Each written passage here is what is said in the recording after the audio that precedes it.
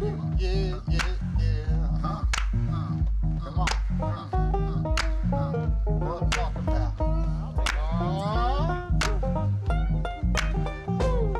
Says we all do better when we all do better. You can't get better than that. Yeah, we all do better when we all do better. You can't get better than that. I said we all do better when we all do better. You can't get better than that. Yeah, we all do better when we all do better. You can't get better than that. Says we all do better when we all do better. You can't get better than that. Said we all do better when we all do better. You can't get better than that. Come on. I said we all do better when we all do better. You can't get better than that. We all do better when we all do better. You can't get better than that. We all do better when we all do better. You can't get better than that. Come on, y'all.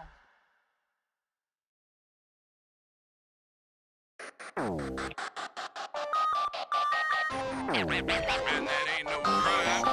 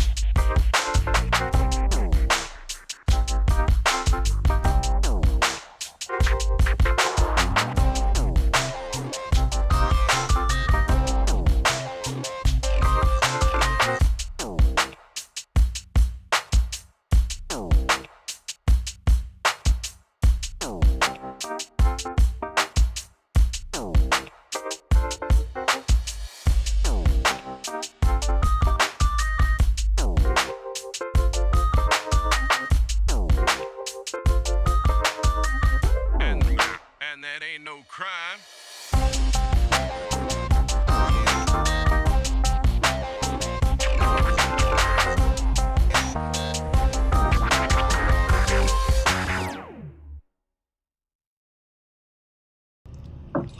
Hi, everybody. Happy Friday. Hey, what is happening? Greetings. Yeah. What's up, funky people?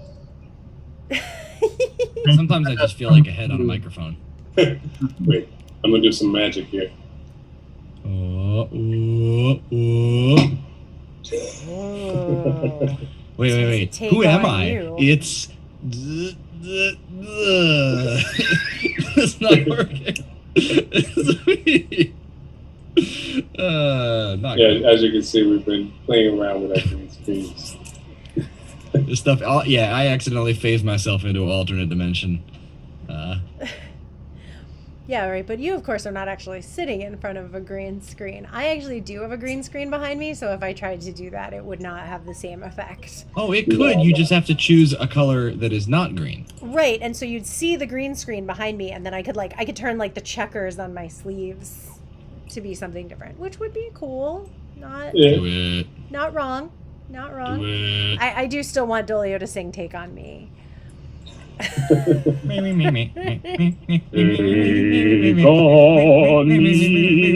I'm not sure if we may not be allowed to do that. Right, that's it. That's all. Sorry. Don't That's worry. it. I think this sound that I'm making Yeah. defies all copyright law. Right, might not count. Me.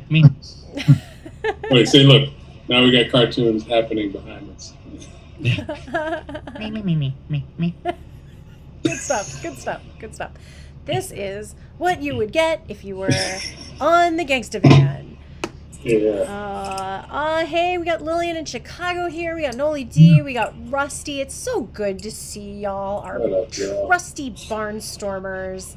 You guys What up? You guys have a big drop. If you log onto your Barnstormers page, there is some great stuff there for you. Some cool new stuff. Right, we just sent out an email to the Barnstormers telling them about all the new stuff that is awaiting all of the members of our super awesome club, Barnstormers, that you can just download for free stuff from the archives, some stuff that's not available anywhere else, some behind the scenes stuff that's very cool. So, and a discount code for something cool. Do you know what that cool thing anybody, is? Anybody that wants to get out and join the coolest club ever, go to gangstagrass.com/barnstormers. And you'll be getting some special emails from us with all your goodies. Are we going to tell them what the cool thing that they get a discount on is? I mean, don't they already know if they're barnstormers? The barnstormers already know. I'm just telling people that aren't barnstormers. The barnstormers are getting some very cool stuff. Like what? Like a discount on Gaffer Power Gaff Tape. American made. So that's fun. So We should say, we should say a word about this tape because you might hear us say it's a discount on tape and be like, oh, tape. I've found tape boring and unexciting all my life. Generally dissatisfied by tape, not holding up to my needs, and I would say that there is no one best type of tape. They're all just kind of disappointing. But you haven't used gaffer tape. Yeah, we need to film one of those things with like some other brand of tape where we're like trying to tape something and it doesn't work and it's like black and white and it's like, does this happen to you? Yeah. You're trying to tape something and it just falls apart. All do those reaction shots. And you end up with like tape around your head and you've like taped your arm to your body and you're like, man, this always happens. No. Yeah. And then people, playing. Yeah, and look, it's a little known fact that if you take a roll of gaffer, power gaffer, to place it on your head, this happens. Realness. Hello. Realness. That's right. Can we make a riff on the Gorilla Glue commercials where you use the inferior tape to tape something and it falls apart, and then a gorilla shows up, and then you scream, and then we show up also with gaffer power tape, and then we fix it, and the gorilla is our friend, and we rock out. I love that. But the gorilla has to kill Pootie Tang's dad first. Oh no! Well, sacrifices must be made. Let's tell the world that when we were hanging out recently, Gangstagrass rewatched Pootie Tang together. Some of us rewatched it. Right. Some of us watched it. First time. For the first time. First timers club. First time. Right My Pootie Tang cherry. The old gamers in Gangstagrass had to make sure everybody was in on this. Right. You got it. Yep. Not the first time we watched it as a group. No. Right. Yep. First time we watched it as a group was at the Louisville airport at 6 a.m. After our wheelchair races in said airport. Yeah, it was ridiculous. Not only that, we hooked it up. Remember, we hooked it up to the one of the desks. Like we plugged it into one of the desks. It was like before the airport was open, so there was all these unattended desks and stuff. So we just like. Is this before I was even in the band? Yes. Yeah. I don't remember. Yeah. Because it was this was Dave. Dougie was in the band. Dave, Dougie, and John were there. Mm-hmm. It was ridiculous, bro. It was absolutely absurd. Can we start making up random past members in the band? Absolutely. What do you think we've been doing this whole time? Really? You guys remember Floofy? Who was Matt? Everybody in this band right now is just a future made-up past band member. Uh-oh. Put that in your pipe and smoke it. I feel like I'm not really here when you say that. I feel like I'm just like fading in and out when you say that. Anybody remember Danjo? No. So if we have any Pootie Tang fans that are watching right now, just type in some of your favorite Pootie Tang lines in the chat. By the way, we'll shout them out. My problem is getting worse. I just got my new Gorman Brothers joint. Nice. Oh, speaking of hats, do we know when we're getting our new hats, Wrench? They are arriving at the warehouse. Yeah. They have Oh my just gosh. gone in the store. So if you Sweet. go to the store on Gangstagrass, the hats are now available to order. Oh, are they? Okay, cool. Yes. Does that I'm mean ex- when we see you in approximately a week's time, you will bring hats for us? I was thinking maybe we should have some hats to us in time for the show in California, which, by the way, we're going to be. We'll. What Finding out more about. Yeah, I mean, we'll see if we're able to do that. Then that'll be awesome. Mhm. Yeah. There is somebody that is in the comment section, and Oh, are you? Have we announced that show? We there is a show in California at the end of September that's going to be very cool. I don't know if it's announced yet. I think it is, but I'm not. Well, there's somebody on the Positive. Facebook that knows about it and says they'll see us there. Okay, good. All right. Okay, it's probably cool. We'll see you in Mammoth on the 24th of September. Yeah. Don and Fortoni, we'll see you there, and we'll have some new hats for sale. Hell yeah. And these are great hats. Like Wrench really, these guys know their hats, and they picked some super dope hats to make. So like they'll make your head disappear. Like this? I'm looking at Randy. No. Yeah. I mean, I'm probably gonna start wearing hats again. I could screen share one for you guys. But I'm bringing them up right now.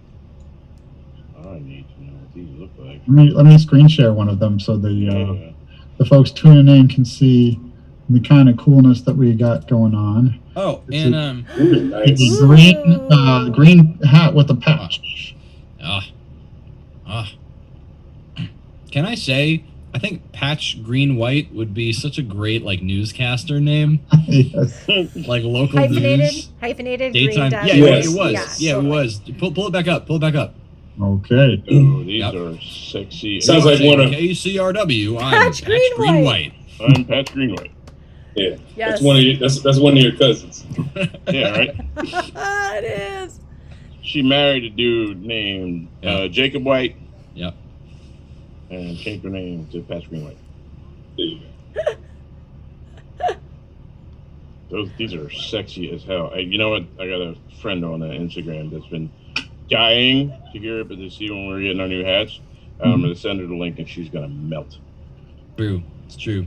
And Lillian is asking us not to forget about Wisconsin because we just had a really great show in Wisconsin, and coming up we have a really great show in Wisconsin. Yeah. We're still working on our way to cheese. We are. Yep. So when and where is that? That is coming up this month. Yeah. This month. Next in month. within Next a month. Within from now. within Sorry. a month. My brain is in August already, so it's in August. August 13th in Cedarburg, which is like northern chunk above Milwaukee. Like not I assume it's a suburb of Milwaukee. I may be wrong about that. But Who are we insulting if we say that? Are we insulting Cedarburgians? Bottom line is, it's very close to Milwaukee. it's very close to Milwaukee. Milwaukee area. You can Very get there. accessible to Chicago, very accessible to even the Stevens Point folks that we just saw less than a month ago, who were so great. What a fab audience that was. Brent, Yo, you they ever been to they Cedarburg? partying in Milwaukee right now, bro. Yeah. They partying Yeah. hard in Milwaukee. NBA Yeah. Bucks. First Bucks. time in 50 years. They are wilding in Milwaukee, bro. Yes, they are. Maybe they'll So keep it going. It's gonna be like, remember when we went to Seattle right after the Seahawks won? I do. Remember I Oh my remember that. gosh. Yeah, Yo, man. that was wild. That was wild. Great. The funniest part of that for me was it was Denver versus Seattle, and we had a show in Denver before the Super Bowl because we were going west. So we played Denver before the game, and we watched the game in Salt Lake, Yeah. and then we played Seattle after the game. By the way, that was the right order to do it. Yes, it was. Yes, it was. You want to play where the people won after they win, and if a team is going to lose, you want to play there before the game. So we really worked that out. Yeah. Don't be like when we played in Boston right after right after Philly defeated the Patriots. Right after we beat Yeah, and don't be from And- Philly if you Yo, do. I was talking yo, all the shit. Yeah, and our son and I were both wearing Philadelphia Eagles shirts. That was Talking yeah. all- That's wrong, They man. didn't want none. They didn't want none. They didn't want to serve me beer. They were like, You "Yo, I don't can't never serve you want wearing that. that T-shirt." I was like, "Come on, man, we playing here tonight." You don't I remember never I was want in one of those. Philly. I was in Philly. Come on, y'all. I was in Philly the night before the Patriots Super Bowl, and I was just leaving a late gig or something, and somebody pulls up next to me in their car, and he rolls his window down, he leans out like, "Hey, man," and he points to his beanie, and it was a Patriots beanie, and I was just like, I don't need to know you. You know, you're trying to die tonight. That's not on me. Exactly. I'm Yep. not with this man. Nope. I think I was like, I'm a Washington fan anyway, so leave me alone. Leave me out of this. Washington football team. That's right. I said I follow the Washington. I'm a Washington football fan. Yo, speaking of that, Yes, about Cleveland. Cleveland football yes. team. The Cleveland Cleveland Guardians. Indians changed their name today to the Cleveland Guardians. Oh wait, really?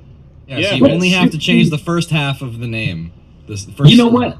I gotta say that was tactful. Instead of Indians to Yeah. Guardians, Yeah. loved it. That was like, Extraordinary. Not only that, they did a video with Tom Hanks, and he's talking about the history of the team and all that kind of stuff. Yo, it's fantastic. Tell me Tom Hanks is from Cleveland. Tell me that. I Yeah, don't I haven't Yo, seen can that. I don't know, Can you but ask you know, them, can you ask them to Hanks- send that video to the Washington football team so they can figure out how to do it better? The Washington Indians. No, no. I still No. think Hey, you I guys- still think we're not that using this anymore. I still think that the Washington team should be called the Filibusters, and the mascots would be Phil and Buster, and they would sit around refusing to do anything. You got it. You got it. That would be awesome. I do want to know though, Good Guardians, training. how the Guardians of the Galaxy feel about being. Being appropriated like that. Right. Yeah. This Yo, is that would be dope. That would be dope. They just have Rocket Raccoon as the mascot. I'll shoot you. That's pretty good. That's The pretty good. fans are all chanting, "We are Groot."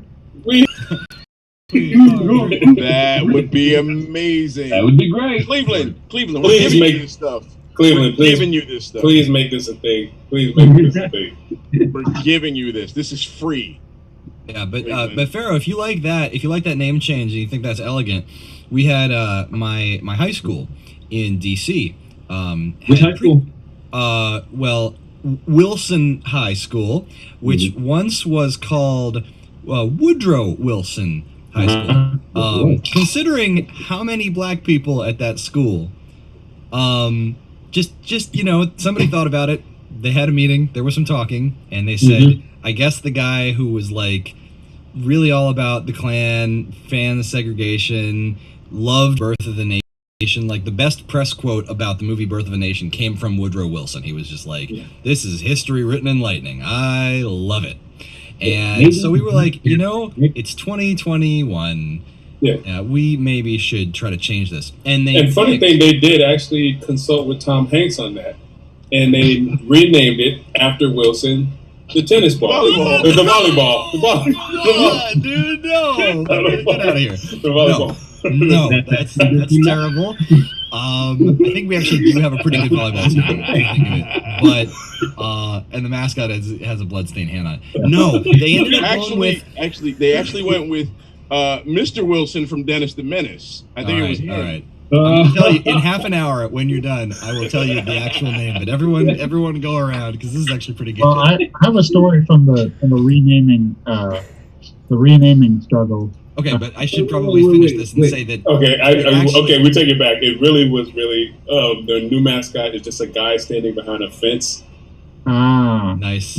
Nice. For our home improvement fans there. Yeah, Rusty just named that one too. Rusty Nice. on I would have gone with Wilson Pickett high, but Yeah, I true was that. thinking Wilson Pickett, but and actually they had a poll, and my honest to God submission was Woody Guthrie for two reasons. One, obviously, yeah, and two, do you know Woody Guthrie's full name? Woodrow Wilson Guthrie. You get one guess, and it is Woodrow Wilson Guthrie. So I thought, hey, you know, it would be the easiest thing. But what they ended up choosing was August Wilson. Big playwright, very well known, Doing better. much Okay, much all right, performed in all right. DC. And Yeah. great choice in my That's opinion. the thing is they consulted with Tom Hanks because they were considering Woody from Toy Story. Yeah, right. Ah. So, no matter what, Wilson Tom High. Hanks is connected to it somehow. All comes back to I Tom love it. Oh, I love it. That reminds me of the story of Tom Hanks. So here's my story is this was a long time ago, but it was during one of the things where folks are like, this mascot is just a caricature, and you're like, how would you like it if they did this to white people? And like as an inside joke, there was a group that actually made T-shirts with a new team suggestion of the fighting whiteys. Ah. And I was like, this is hilarious. I'm getting this shirt. And so I got the shirt. But then when the rubber meets the road and you're like, I'm a white person who's about to wear a shirt that says fighting whiteys out into the world, and I'm not sure everybody's going to get this joke. No. Oh, dude, you got. I tell you what you do, If Wrench. you don't have Here's it, what I you will do, rock buddy. it. You send it to me and my family and my two brothers. It's not just that we're very white, so white. Our last name is Whitener, and the nickname of Whitey was pretty much unavoidable. We wore it. I'm not gonna say proudly. We just wore it because that's what it was. So if you wanted to send a Fighting Whitey merchandise memorabilia, you can send it to my address and in bulk, because send them. Yeah, we're all gonna wear it. That's gonna be funny as hell. But Well, by the way, I just feel like. By the way, guys, Wrench's story is just everybody's journey to becoming an ally. We all almost make mistakes. yo, but I know this has nothing to do with that, but I just noticed something in the comments in Facebook from Linda Sue Leak that she's been working on some dolls of us. Uh-oh. Oh, shucky. Is- ducky. Is that why I'm Blaming. fading out of existence? I'm trying to figure this out. Why am I disappearing? Is that why I randomly twitch sometimes? Clearly, it's not that kind of doll. Let me just say, we can't wait to see these dolls. Yeah. I can wait. I'm not ready for that. I want them. But I've got to. I got Give me to. now. I gotta spit this out of my head. Is the new mascot of August Wilson High School the dad from Fences? Because I feel like that would be the most intimidating. Hell yeah. Right. Just that Yes. dude with a bat. Yep, Right. yep. The James Earl Joneses. Here they are. Oh my god. Son, I didn't raise you. All right, I'm okay with that. That would be the best thing. It's like, how do you feel about the team? Do you like the team? There's nothing in here that says I have to like this team. That was not part of the bargain. Oh my god. Oh my god. I have to contact them now. I have Please? to say. Please. That's so good. That's so good. Oh my goodness gracious! You probably should change it, because the mascot is the Tigers, which I think is a connection to Wilson again because of his connection with Princeton. Yeah. So yeah, they should probably. I mean, Tigers is fine. There's nothing racist about Tigers. Dan, I'm not gonna lie here, because the world's crazy and things are open up to so many new possibilities. Say word. New ways of thinking. I think you need to suggest this to your high school because it could work so well. Yeah, so check this out. This is the Guardians logo right here. Hold on. Let me find this, John. Dolio, why do you have a lightning storm in an Old West cabin over your head? Oh, that's actually a casita. That's amazing. It's just mine is twitching out and weird and boring. Can you guys see it? Oh yeah, right. Oh, that is pretty dope. Yeah, that's pretty dope. That's Yeah. That is. How does that look like Guardians of the the Galaxy. old Flash, like the Flash with the Flash's dad? Right. Yeah, the Jay Garrick. With Yeah, the throwback Wayne Flash. I would rock that. Wait, Jay Garrett. Wait, is that the one that has like the pie tin on his head? Yes. Is he literally Jay? That's actually the Jay Garrett logo. Garrick. With the G. Garrick. I really The K.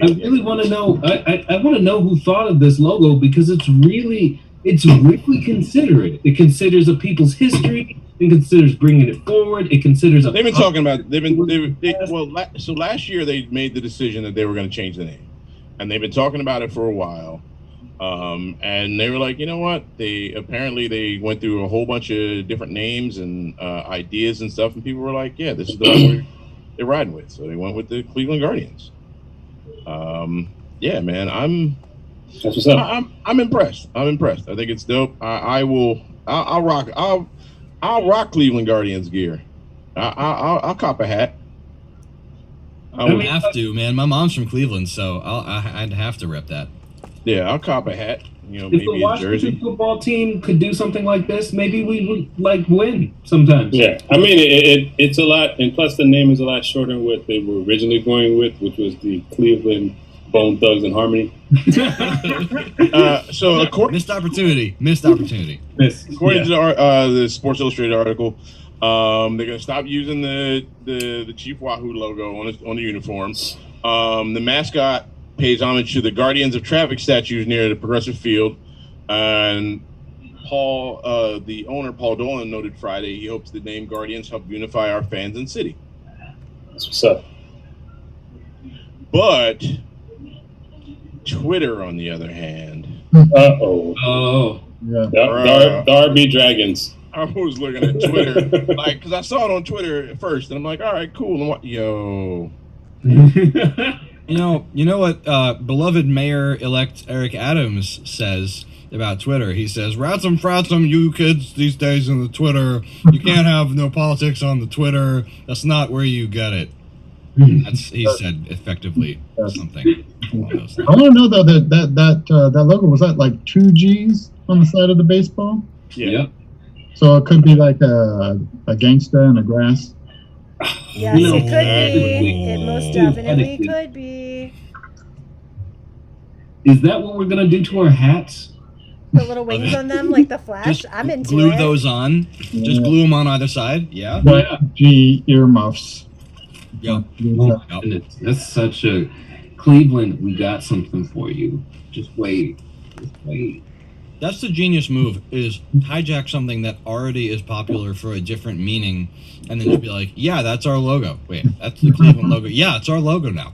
Well, the Washington Nationals did. Wait, really? Yeah, it's a Walgreens W. Yeah, totally. Yeah, W, that's the Washington Oh, Nationals. yeah, It's that's the true. Walgreens logo. It is That's definitely the the Walgreens first- W. that's the first time I've ever thought of that, and every time. Yeah, I didn't even think about it until you just pointed it out. How do you not look at that and just be like, oh, they're a fan of Walgreens? You must really like Walgreens a lot. They're so convenient. The Walgreen Nationals. Let me see. I want to know, like, is that a problem? The Walgreen Nationals. Yeah, let's see here. You know what? I consider the Nationals because they made this baseball team right after like a rampant amount of gentrification in DC. I just consider them like a gentrifying team. They codified people in the city so that new people to the city would actually stay because DC was such a transient town. But that was a way for DC to be like, hey, let's get together under the Nationals. When there were so many other things that money could have been spent on to actually like help people from getting pushed out of the city. So I consider them a gentrifying team, and I feel like calling them the Washington Walgreens is a better way to treat them because, you know, I think that legacy is kind of bullshit. So let's call them the Washington Walgreens. They upset about it. Where do you live again there, Farrah? Baltimore?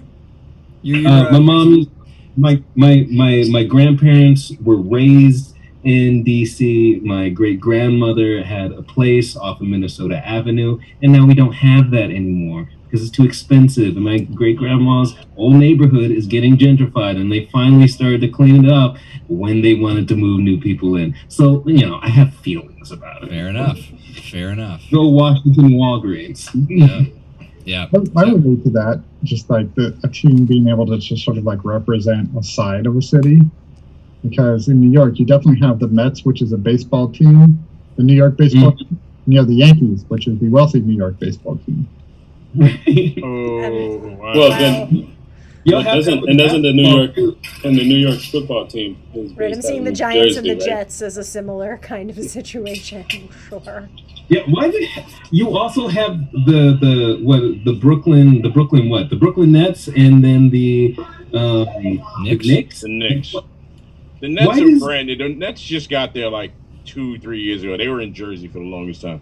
Right, they were the New Jersey Nets, now they're the Brooklyn Nets. Well, you know, But before that, they were they out west? No, they were the New Jersey Nets.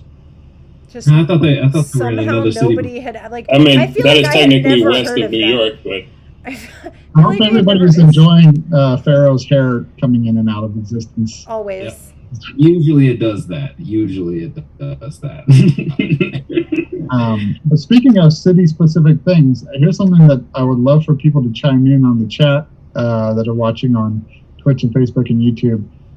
We just hit on the idea of maybe having some city-specific requests when we tour, now that we're thinking towards the time when we get to tour again.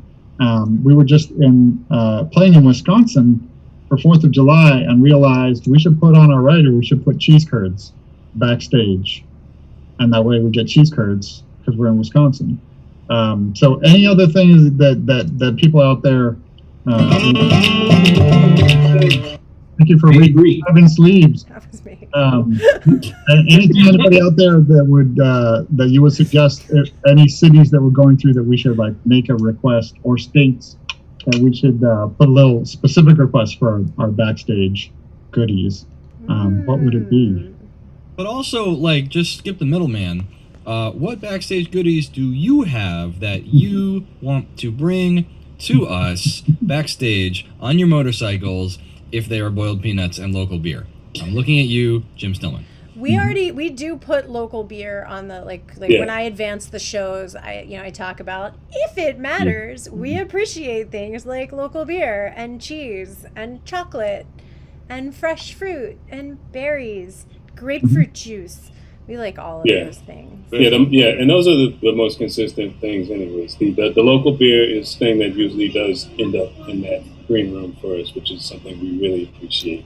We like to drink local. Shout out to anybody that's out there that knows of a local beer company and knows that Gangstagrass is coming through town. Like, we love that stuff. We love to see these new businesses able to make their mark. If they're minority owned, that's even more beautiful. Not to say that it's not beautiful in general, that everybody is like getting on this beer scene. It's a great way to just like stimulate your locality and create a celebration out of it. And actually, to be honest, it's been a while since we did an episode of Brews and Cues, Dan. It has. So for those of you who've been following us for quite a while, you know that Dan and I, and now Sleeves, we all host a sort of a touring podcast we call Brews and Cues, where we sample the local smoked meats and local beers. Yum. And if you know of an establishment that has an impeccable grill game, shoot it our way, and we'll come and critique. It's really a show for everybody that would rather have a heart attack sooner rather than later. It's true, man. Yeah, I just threw the link up there if people want to put that in the comments. Nice, Oh, that's beautiful. yes. Yeah, but we definitely like to talk to, and if possible, we'd like to actually talk to the brewers or pit masters.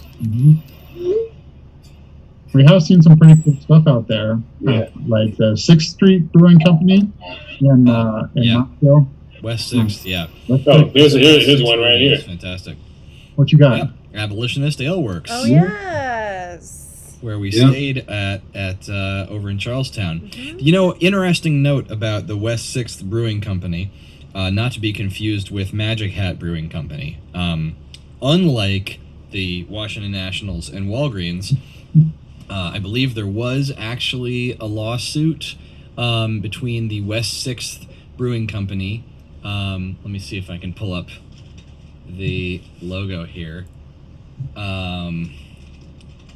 And Magic Hat, because Magic Hat...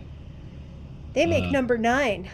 They make number 9, and the thing about 6s and 9s is they look... I'm ruining the reveal here.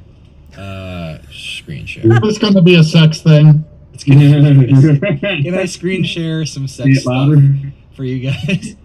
Are you going to show us the very difficult 96 position? There we go. Okay, so see it? Very see difficult. It? There's the 6. Oh, that looks. You Yeah, see that's it? quite That's similar. their logo. Uh-oh. Yeah. Oh, boy. I did think they were the same. I've been there. That is the Magic Hat number 9. It actually came up in your previous Google search of the West 6th Street one. It was in there in the results. So, Oh, wait, really? yeah. That makes sense. That makes sense. Oh yeah, Yeah, Betty right. Lynn. We are. I'm a fan of Shiner. Actually, kind of gave him a shout in the song once. Mm-hmm. Yeah, and that picture that of the 9 that came up in relation to the 6 is the article. West 6th was sued back in 2013 by Magic Hat. Oh, by the way, shout out to DC Bro, because your Citizen Public L is like, I've loved that for years. You did a great job with that. Oh yeah, Just shout out, love it. I'm a big fan of the Pen Quarter Porter myself, but to each Ooh. their own. I like that name. I like that. Oh, it's a good beer. It's a very nice name. What about it comes in cans. what about the Flying Dog Old Bay brew, the Dead Rise? Flying Dog is always a bit much for me. Oh, but the Dead Rise, a beer brewed with Old Bay. Definitely good concept, and where I live, the big nearby brewery for a while has been Carton Brewing, and Carton does that sort of thing. Like Carton has all kinds of. If we were in Maryland, Carton would be doing Old Bay. They definitely do that kind of out there stuff. Is there like a New Jersey seasoning? Like So- Old Bay. Oh yeah, there is. Seasoning? It's called salt pepper ketchup. They omit the commas or ands. SPK. When you get a pork roll, egg, and cheese sandwich, they ask you. It's not ask. It's a sentence. They say a sentence to you. They say salt, pepper, ketchup, and then you say yes.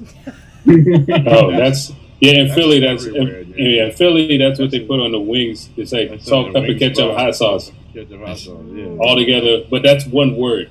Yeah. By the way, You're like, yeah, I get an order of wings, salt, pepper, ketchup, hot sauce. by the way, when we get to Wisconsin, if anybody brings me a duck rabbit milk stout, we're best friends for life. What I part of need- Wisconsin? Now, how much duck and or rabbit do they put into it? Isn't it like a little gamey? It's a little bit gamey, but it's half and half. It's half and half, so Okay. the balance. Is that like a turducken type of thing? Where they Right. put the duck into the inside of another beer. Does You it know, quack? beer? It's somebody brought me back from. You're expecting the duck. You don't expect the cow milk stout. You never. If, Fair enough. now, if you're gonna do a duck, rabbit, anything, and don't have Daffy Duck and Bugs Bunny on it, you Rabbit completely season, missed duck season. the whole thing. You Yeah. failed as a marketer. You failed. You failed. You got to call it Wabbit season, duck season. Exactly. Otherwise, like, why? Hey, speaking of Wisconsin, though, a buddy of mine, before we just did our show, like maybe a month or two ago, went out there for a wedding or some such, and he actually brought back New Glarus beer. I forget which beer it was, but like they don't distribute outside of Wisconsin. And I saw it, and I was like, this is weird and wrong. Like, this is supposed to be. I have this on tour, and I had it, and it tasted like tour. It was really a magical thing. Like we've had it every time we go to Madison, at least, but. Yeah, it's kind of like I don't get a chance to drink any Sun King outside of Indiana. Oh, Yeah, Sun man, King. Sun King. Oh, actually, and I feel like I brought Sun King is another one. I actually brought a few home from tour, if I remember correctly. I had some in the fridge for a while. I know I brought home a few of those Osiris ales. Yeah, that's a good one. Yeah, Osiris that one was a lot. That one packed a punch. Yeah. Yeah, that's the kind of thing that like Carton is most known for. A bunch of the New Jersey brewers really do the like, big strong IPA, like Northeast New England IPA, or their take on a West Coast IPA, East Coast, that kind of like heavier. And then they also go in the session IPA direction, which I respect and I understand, but I don't know, the big heavy ones. That's the way to go. By the way, guys, if we head to Colorado, do you think we're just gonna beat up by craft brewers? Because they have a ton of breweries there. Yo, I'm actually terrified of the concept of Colorado right now. They got floods and fires at the same time. I didn't hear about this, and I don't know how it happened. But probably there was a flood in Colorado. That was like, they were saying how the people that lived near there said it was like this 3-foot creek, and there was like a typhoon, and there's like a 10-foot wall of water that like washed away houses and stuff. Nah, yeah. Yeah, I could imagine. Yeah, I imagine there's a lot of, because of the record heat. I imagine there's a huge melt. There's a lot of melt happening, bro. Which is causing a lot of the rivers to be, quite powerful. Actually, last Friday, I was, when we were broadcasting this particular stream, I was doing that from the floor of the Airbnb we were staying at in Niagara Falls, and the water was just so powerful. Like maybe 200 yards away from it, you were still getting soaked, like it was raining, but even though it wasn't. Mm-hmm. Bro, just from the mist. My favorite family trip I had with my brother and my mom. We had a great time there. Love Niagara, especially at night. Because at night there, from the Canada side, they use these high-powered LEDs, and they do like a light show where they illuminate the falls. It's pretty awesome. If you check my Instagram, you'll see that. Yeah, that was very cool looking. Now again, if nobody did a slowly I turned, step by step, inch by inch, you totally missed out. Get up on your Three Stooges. Yeah.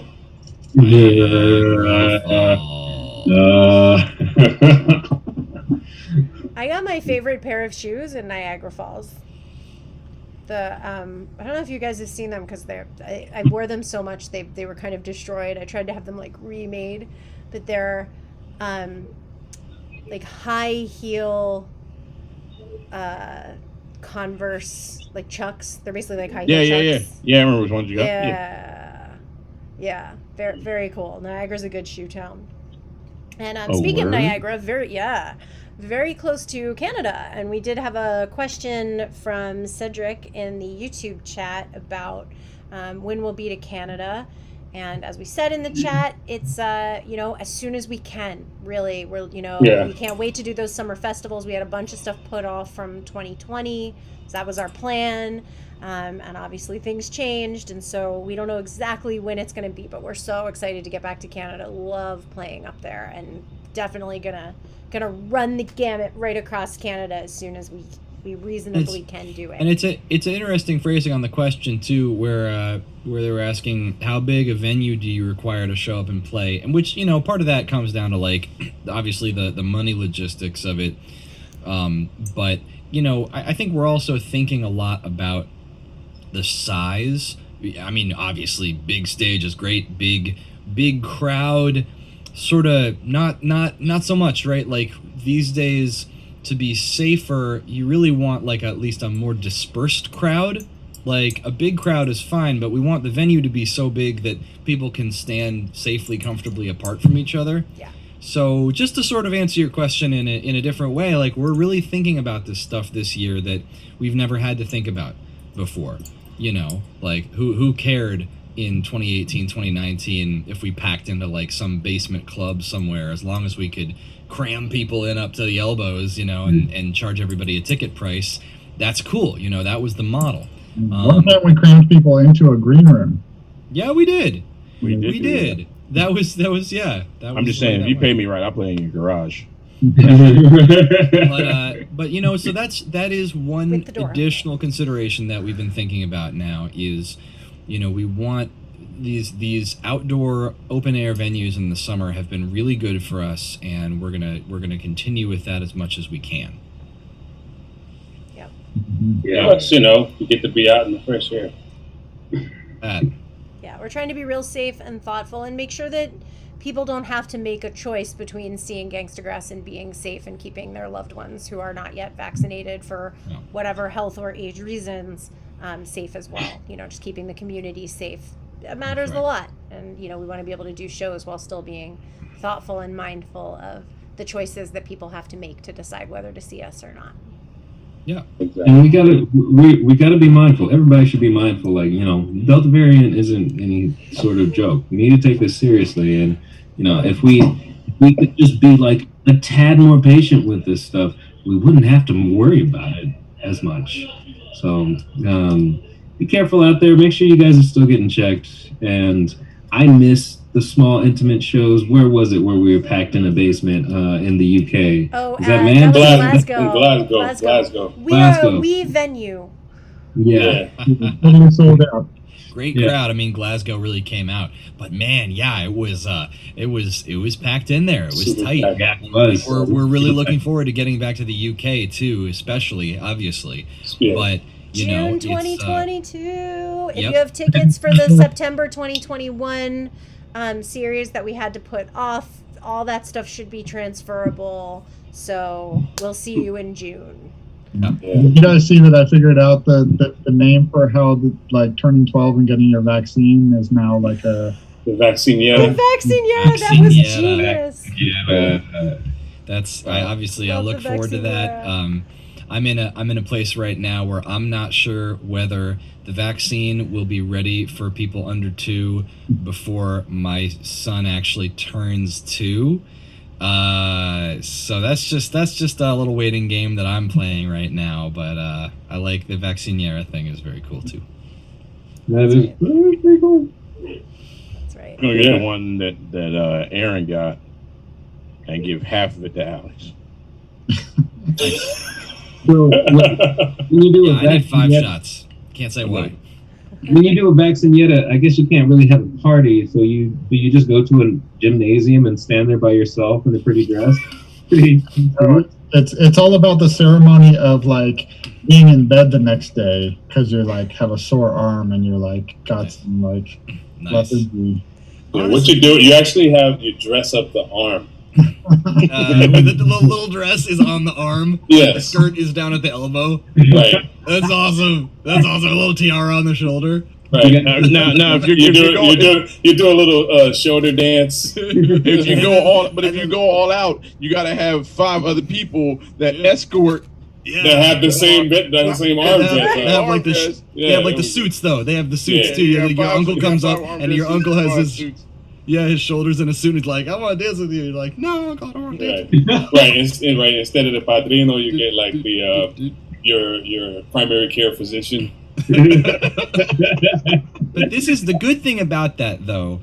The whole idea is like you're creating like a positive incentive, right? Because maybe one of the issues with vaccine hesitancy right now is just that like it's preventative care, and we already know how bad we all are at preventative care in general. The whole idea is you don't want something to happen, and the thing that happened is a thing that you can't even see. Is like, I don't want to get sick. Okay, great, you don't want to get sick. Well, this is, what do you want, and I like that idea of setting it up as like, you get a vaccinera party. Yeah. There you go. Yeah, that's cool. That's the kind of positive reinforcement. Yo, they doing lotteries for these Jones now. Like, They are. People getting paid for hold on. 4 years of college. You could 4 have years paid of college. right. You could have paid me. Like you They ain't. should make it retroactive. Yeah, right. Let me get a look. The plane trips where they're trying to offer one person to give up their spot on the plane, and it's just like progressively more and more credits to your. Yeah, right. Exactly. Like if you get a. We'll fly you first class next time. We stay in a 5-star hotel. What are they, Sleeves? You Like the last. Wait, you be like, I just gave mine up for a Biscoff. What's going on? Yeah, like, wait, hold on.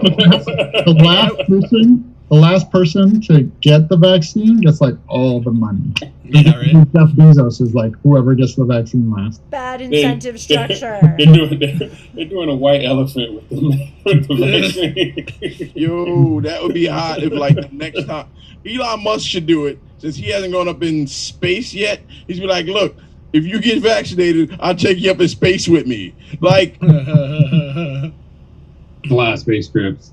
Also, I feel like the last person to be vaccinated would be someone from one of the unknown tribes, undiscovered tribes in the Amazon forest, and we're really gonna have to front for that man or woman. nah, man, Maybe. they good. Last Yeah, person to they're get good, vaccinated dude. is going to They're be somewhere social in distancing. Ohio. They social distancing. Plus, Yeah. they got like 3 magic berries that when they put them together cured COVID. They good. And- Ain't nobody and- worried. They're all right. And in addition to that, dude, honestly, we know the last person to get vaccinated. Like, we all know that person. You all have in your life somebody who's just like, That it's last me. one, like, It's nah. my I'm the last uncle. person to get vaccinated. You know, It's like, definitely we know my that uncle. person. Yeah. Right. Bro, listen, They be like, oh yeah, I don't know what's in that vaccine. I be like, listen. smoke cigarettes. I was watching Yeah, the right. news today. I was watching the news today. They was talking about all the people that keep getting the Delta variant that are vaccinated. The boy was like, he was like, nah, I ain't getting vaccinated. He put it up on his Twitter, like, I got 99 problems and the vaccine won. And then he was in the hospital and was tweeting from the hospital, like, even when I get out of here, I'm not getting vaccinated. He's dead. Oh damn! Really? I was like, well, I mean, I guess you not now, bro. Oh damn! I guess Well, he he did was right. indeed have He was- 99 problems. Well, he was Yo. right. I mean, he was right. He was right. When he got out of there, he wasn't going to get vaccinated. When are they gonna air the next episodes of When Keeping It Real Goes Wrong? That's 'Cause the most keeping it real goes wrong ever. Yeah. Yeah. Yeah, and the thing is, Ever. the You sad know part what- of it is like you can understand why people are skeptical. You know what? But, you know what this but reminds? It's sorry. it's But legit. It's legit. sad, though. it's a legit distrust of Right. You know, a lot of people have distrust of you know, all things medicine or all things governmental, government. Yeah. and they have reason to be distrustful. But think about it this way: if you don't trust the vaccine, if you don't trust it, fine. But the people you don't trust giving it are taking it. Yeah. So I mean, if there is a conspiracy, the conspiracy is convincing you not to take it. Yes. Right. So if you look at, for instance, let's say, I don't know, Republican lawmakers who might be telling you, you know, you don't have to get it, you shouldn't get it. They're telling you with their words, But they already took it. but they're showing you with their actions that they're taking it. So just Exactly. like I got an infant son, like he's not listening to my words, he's watching my actions. You know, he's learning from what I do, and like that's you gotta watch what people are doing. Look, Right. That's you know what? Here's a perfect example. This is like this is like your parents telling teenagers not to have sex. Yep. Yep. No, don't do it. It'll ruin your life. Yeah, ruin your life. But that's how you had me. Wait. I go to sleep. Oh. I gotta admit, I think the better argument for people taking the vaccine, like if you really don't trust the vaccine, if you really don't trust what they're giving you, you need to seriously take into consideration everything else you put in your body.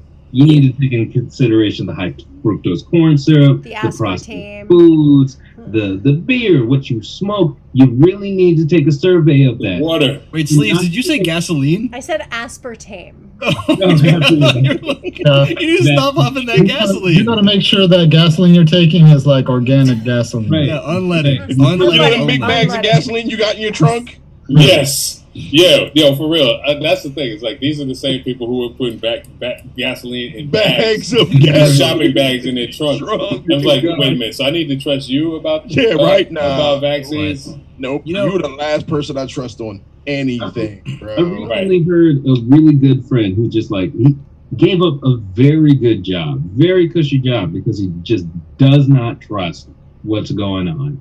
And like, and I get where this, I really get where this distrust comes from. But I keep telling them, just like, if you're gonna do that, you gotta come out of this crazy healthy or on a new. You gotta question. It was a summer. I stopped eating high fructose corn syrup, and it was in everything. It was in bread. It was in apples. It wasn't in apples, but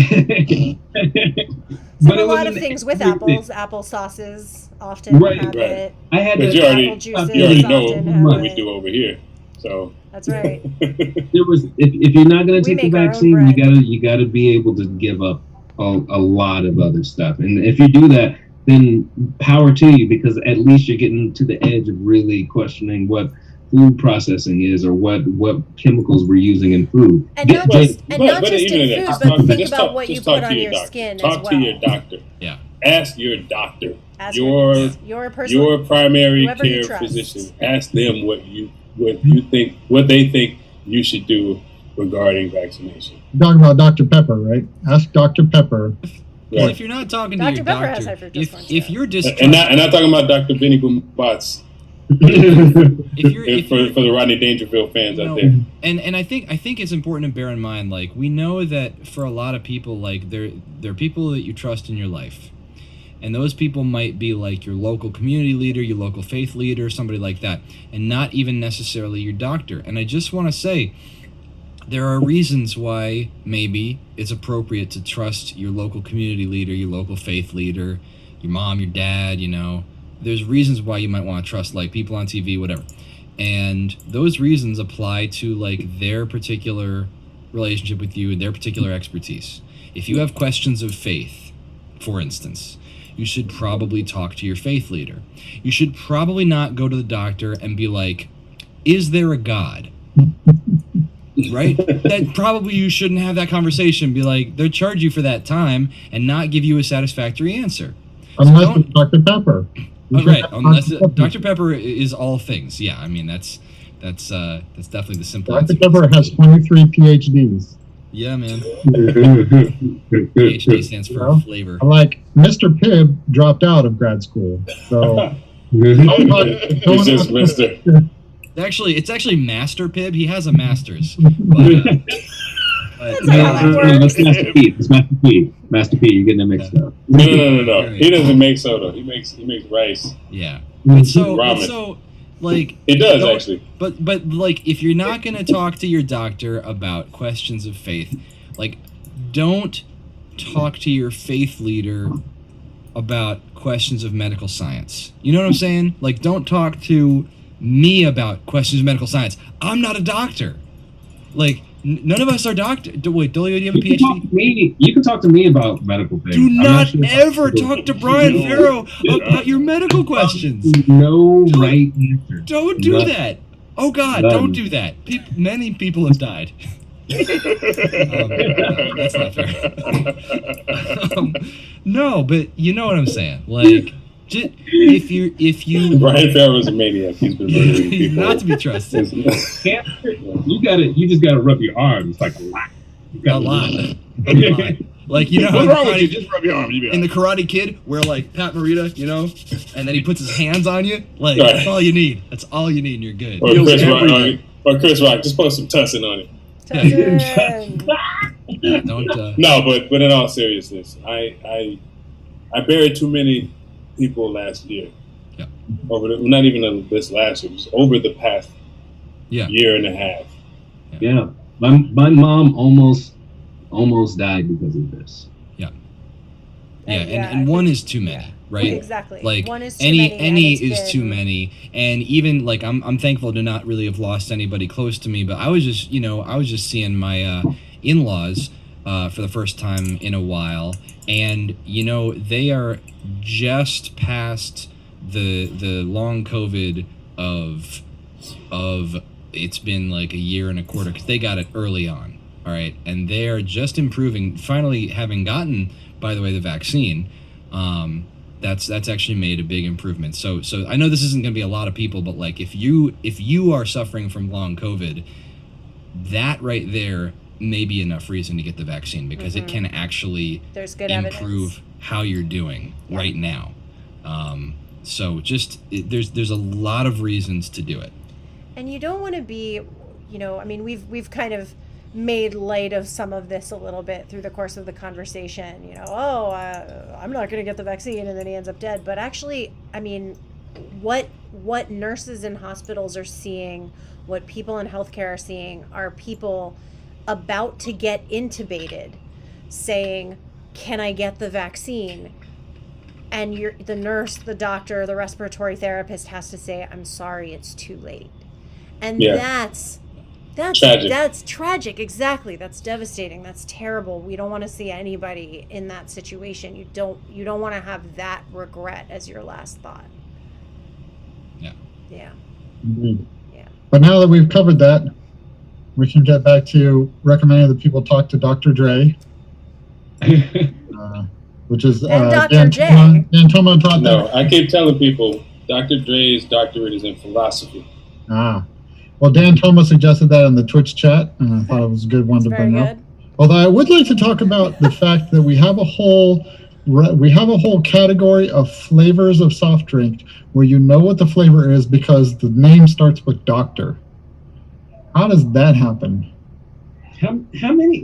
Wait, are there others besides Dr. Pepper? What are we missing? Yeah.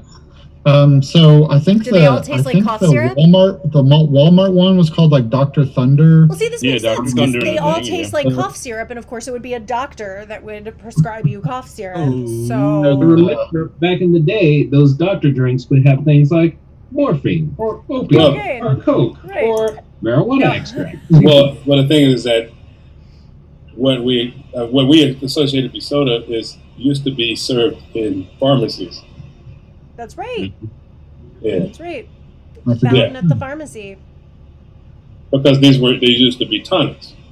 They would sell the syrup, and the syrup would be added to the carbonated water in order to make it palatable. In fact, after a while, there's a few pharmacies used to have this as a joke sign that said that our pharmacists are licensed physicians, F-I-Z-Z. Well, and that makes sense because tonic has health benefits, so you could see where all the stuff kind of comes together. My dad used to tell me stories about how the pharmacy that his friend worked at used to sell liquid cocaine, and come to think of it, I'm going to stop telling the story now. And that's the end. That's the end. Nothing more to that story.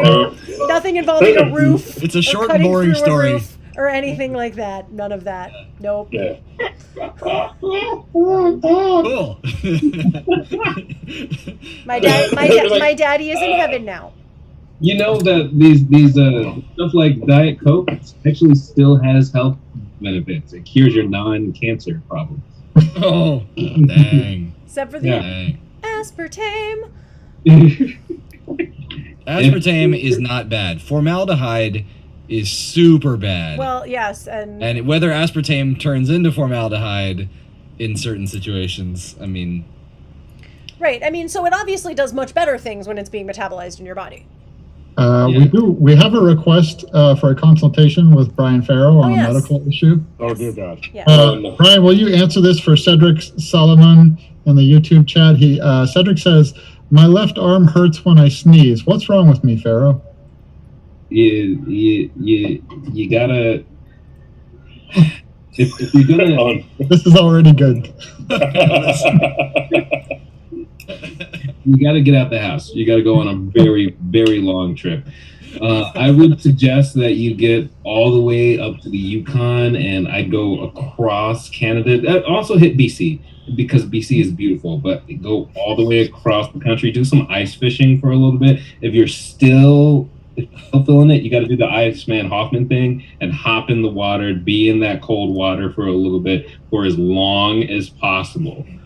And then you might stop feeling that.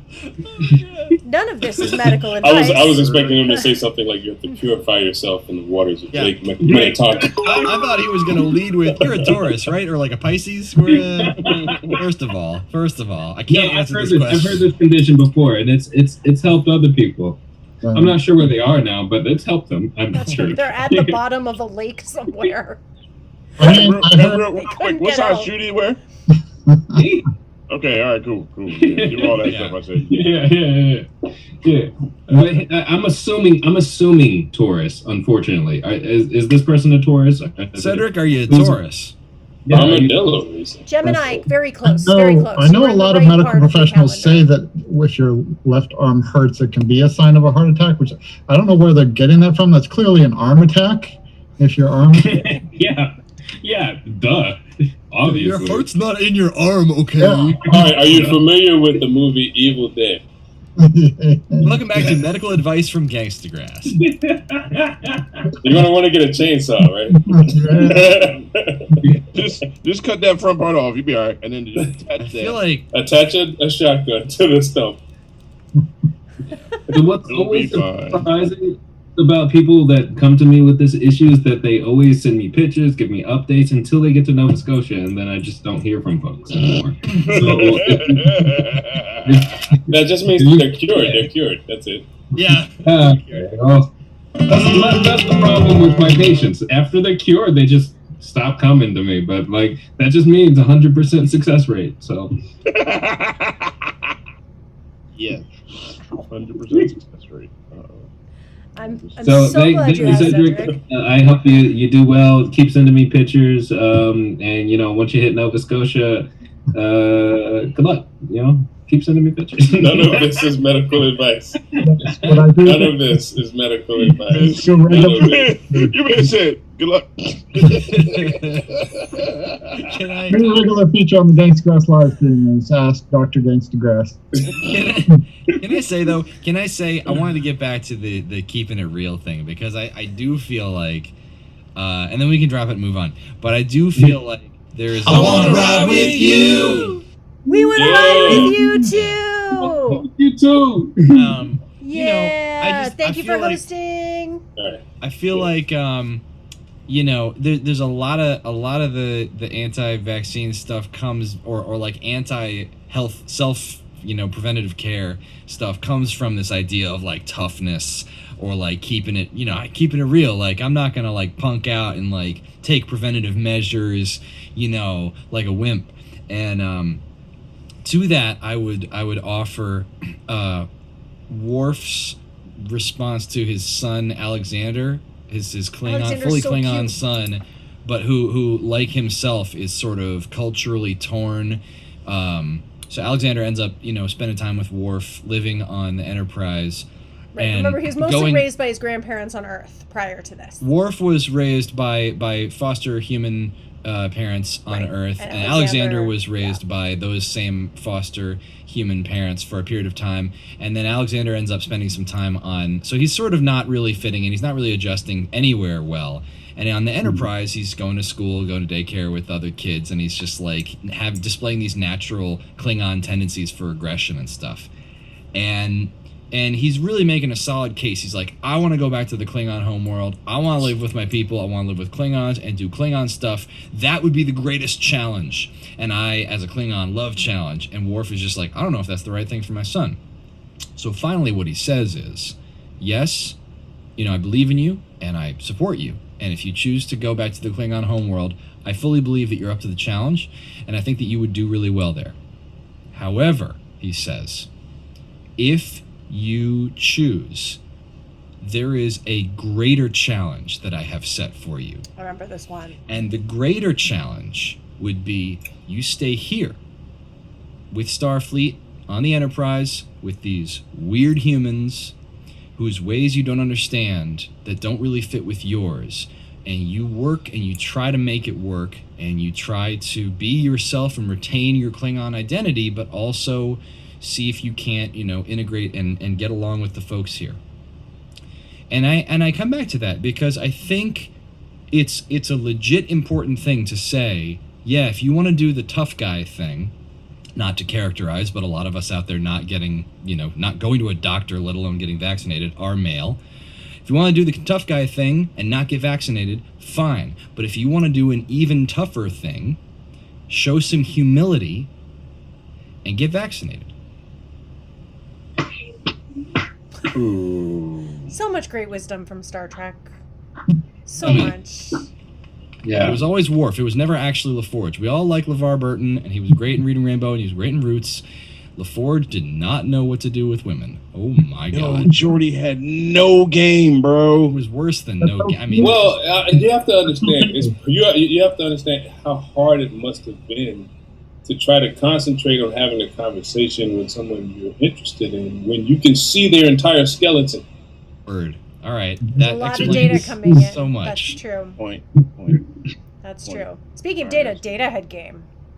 Data had all Ada kinds of game. had- Yeah, he's probably compatible with all the gaming systems. Yo, He was compatible with Tasha's system. Tell you. it was smashing like the Hulk, bro. That boy was. Woo! You know, if there's one regret in my life is that I have not seen more Star Trek because it is much better than Star Wars. So that's a common comparison, but it's just plain. I'm Unnecessary. sorry. Unnecessary. I'm sorry. Get out. I've only seen a couple of episodes of Star Trek, and I already know. Get out. Depends which couple of episodes you see, probably. It's not the sort of thing. It's not the sort of thing that's worth comparing. Right. That's Right. been the issue. People make the comparison just because they have- both both have have stars. star. Okay, Pharaoh is on his path. He's on his journey. He's still at the stage where he thinks that it's about comparing Star Trek and Star Wars. Right. The only thing they have in common is that they both take place in space and they both have star in the name. Like, Randy, of all people, you There's probably way would more know. in common. Is there a single actor that is in common with both Star Trek and Star Wars? yes. Who is it? His name is Greg. Greg. Greg, he's that dude. He was also in Heroes. Wait, Clark Gregg? No, that's Hero. That's No, Avengers. He was also on the NBC show Heroes. He was the chubby guy. I forget his name. It's Greg something. Greg Gutfeld or something like that. Grunberg? That might be him. He was in some of the new Trek stuff. He was in new Star Wars stuff, and he was in Heroes. Yeah, that guy was. What? He did the whole thing. Was he in what episode was he in? For Star Wars? He was in 7. He may have been in 7 and 8. He was one of the pilots. Just a random guy. Yeah. But yeah, he was in both. I'll let Wait, Dan you know decide who whether else? J.J. Abrams counts as an answer for this. You know who? J.J. Abrams. Probably. Yeah, he did both. You know who? You know who else was in both? Simon Pegg. What? So it says. Yeah. Believe it or not, British Yeah, comedy Simon actor Pegg. Simon That is Pegg true. That is has true. appeared in My- both franchises. Yeah. Yes. And he was amazing in Trek. He was amazing. Who was he in Trek? Scotty was spot on. Yeah. He was Scotty. I saw that. Ah. He was spot on as Scotty. His Scotty was the only person that was better than him, like doing like their sort of version of the character. Because I think Chris Pine's Kirk was different, but I loved it. Right? Zachary Quinto's Spock was different, but I loved it. Carl Urban went to the grave of DeForest Kelly, dug up his bones, channeled his spirit, and became he was so good as Bones. It was a little bit terrifying. It was a little bit scary. Carl Urban was that dude. He stole the whole thing. He nailed it on a level that I haven't seen done like that in a long time, man. It was phenomenal. I just watched the first one the other day. Love that movie. By the way, is there a new Star Trek that's interdimensional now? Did I see that? If you're watching Star Trek Discovery Discovery travels there's a lot of through mirror time. universe stuff that they're doing. Lots of mirror universe stuff in Discovery. That's Yeah, mirror universe and time Discovery is that travel. work. Yeah, they're doing the whole thing. Here's the thing that's bugging people out about Discovery right now. In season 3, I think it was as of season 3, none of the main protagonists in season 3 are straight white males, and folks lost their minds, but they didn't know why they were so upset. They were just like, it's not. That's Something just doesn't feel right, you know? yeah, exactly. But That was the- I'm just doesn't out here. And shout out to my dear friend Kennedy. She's doing 2 Trek podcasts right now. Women at Warp and the other away team. And like she brought this up on her Instagram, was like, that's your problem. You're mad at Discovery, not because it's not Trek enough, because it is, and they did all this mirror universe stuff and Klingon stuff and all this amazing stuff. But it was like, you don't have any, like, a lot of these, Trek dudes that are, it's not Trek enough for me because they don't have anybody that they can connect with. And it was like, well, welcome to it. And I want to say, saying, but it's already like aliens in space. Exactly. And that's the thing. The thing about Trek is, the IDIC, infinite diversity and infinite combination. That's been the thing about Trek forever. You gonna get mad now? Discovery's been so good. But what I'm saying is, it's been the idea, Roddenberry's idea of Trek, and whether or not Hollywood was able to create that from the gate is a different thing. But that was Roddenberry's thing for a very long time, like from the very inception of it, right? So these are the same people when Deep Space Nine came out, had issues with Deep Space Nine because, wait a minute, there's a black guy in charge. Yeah, and guess what? It was Hawk. It was Hawk. He was Hawk. He was Captain Hawk. He wasn't Hawk till like season 2. Right. He wasn't, because he had hair. Yeah, and he was weird with that. And he was kind of soft that first season, and then he shaved his head and grew his goatee back. You're like, oh, that's the ball. This is the guy that punched Q in the mouth. Right. I mean, because Picard would put up with Q and yell at him and stuff. And the one time he showed up at Deep Space Nine, he was trying to get his little Mr. Mixer-Pix on and act a fool, and Cisco was like, "Wow!" Jabbed him in the mouth. Was like, "Nah, we're not playing that game." Never came back. Never came back. He was like, "Hey." Did you see the teaser for the next season of Picard? I did. Q is back. The trial never ended. Yeah, right. Because Q's an asshole, and he's gonna keep fucking with Picard. You ain't see him. You never saw him show back on Deep Space Nine, did you? You know what? Because he showed up one time and got punched in the mouth. Right. You know one thing out of both Star Wars and Star Trek is that I regret that they squandered the opportunity to give Mr. T a role. He would have been perfect on either one of those. I have no problem with that. True. I mean, hey, and Marvel folks, if you guys even think about, I think he would make a perfect Ravager. I have no problem with that. Give me put him in Marvel too. Wait, Randy, who's that superhero, black superhero with the like silver disc on him and that white leotard type deal that you suggested for Halloween? Silver disc and white leotard? Silver Disc Man. Silver Disc Man. Oh yeah, Silver Disc Man. Yeah. Oh, yeah. Disco Stew. Is that real? Disco Stew. It's not real. Okay. Yeah, I want to throw something out there. I have to remember, Farrell. From a white dude's perspective in seeing shows that no longer revolve around a white dude as the hero. And I will say this.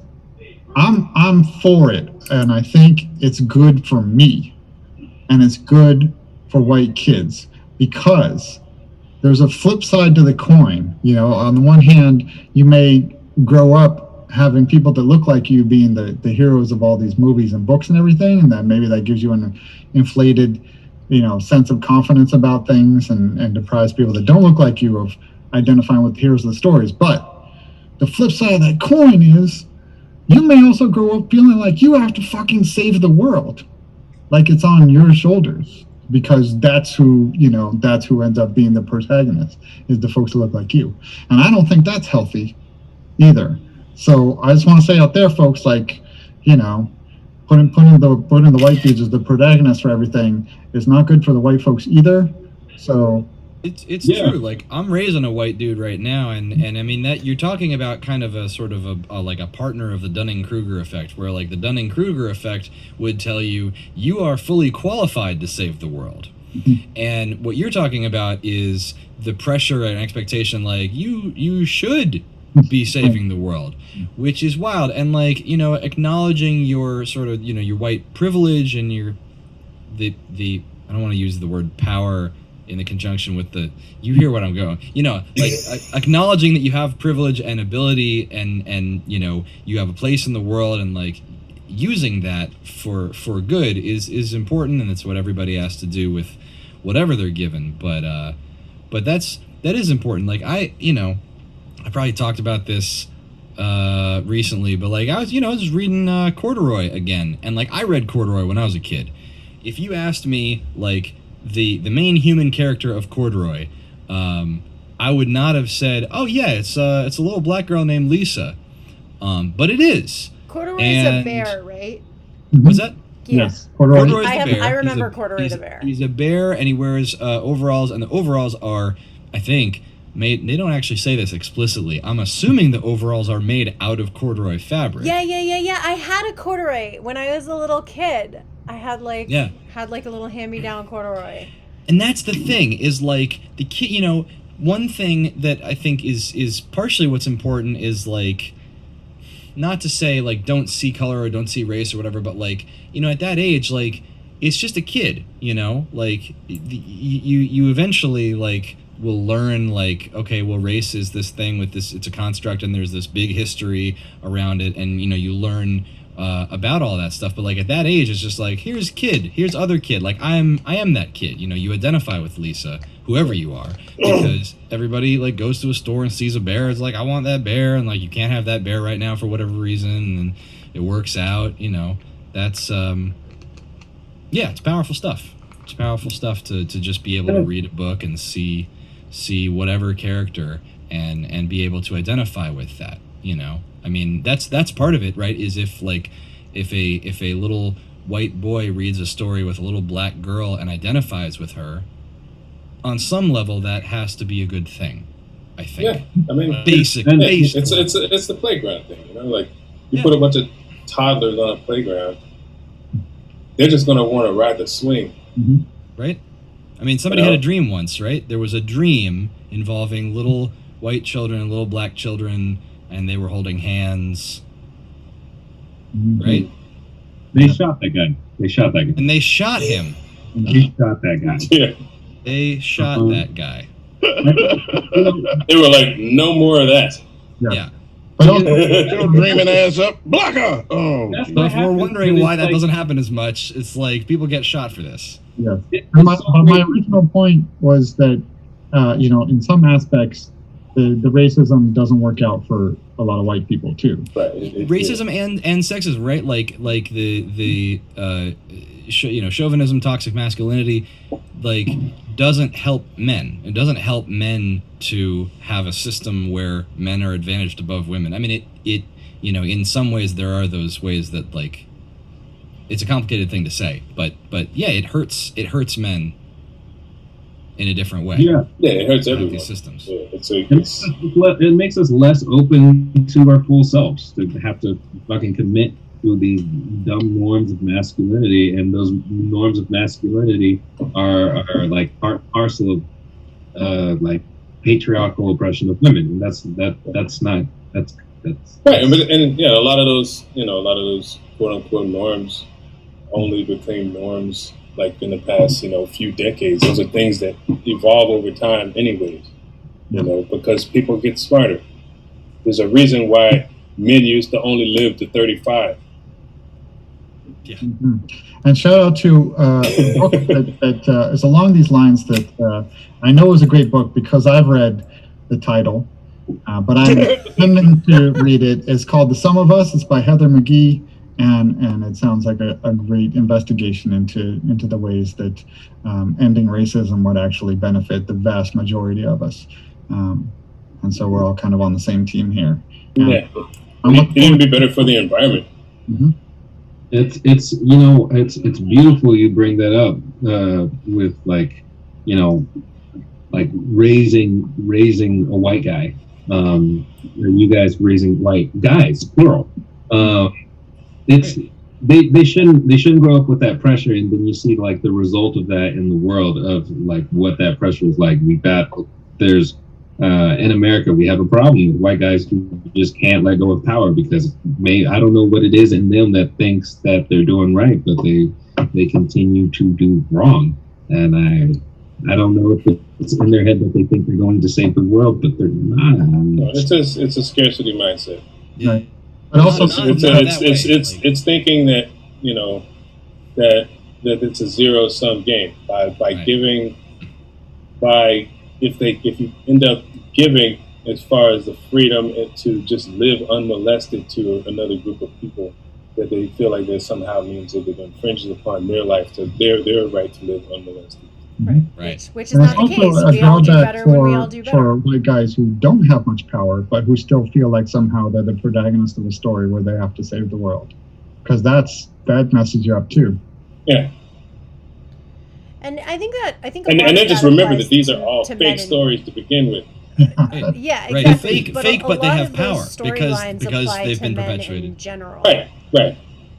Where, like, you know, men think they need to always get a word in, always, you know, have a comment after somebody else says something, and, you know, and have to be responsible for, you know, like, for example, if somebody breaks into your house and you're a man and you have a wife and some kids, it would be a very rare man who would be like, I'm going to use my wife as a human shield.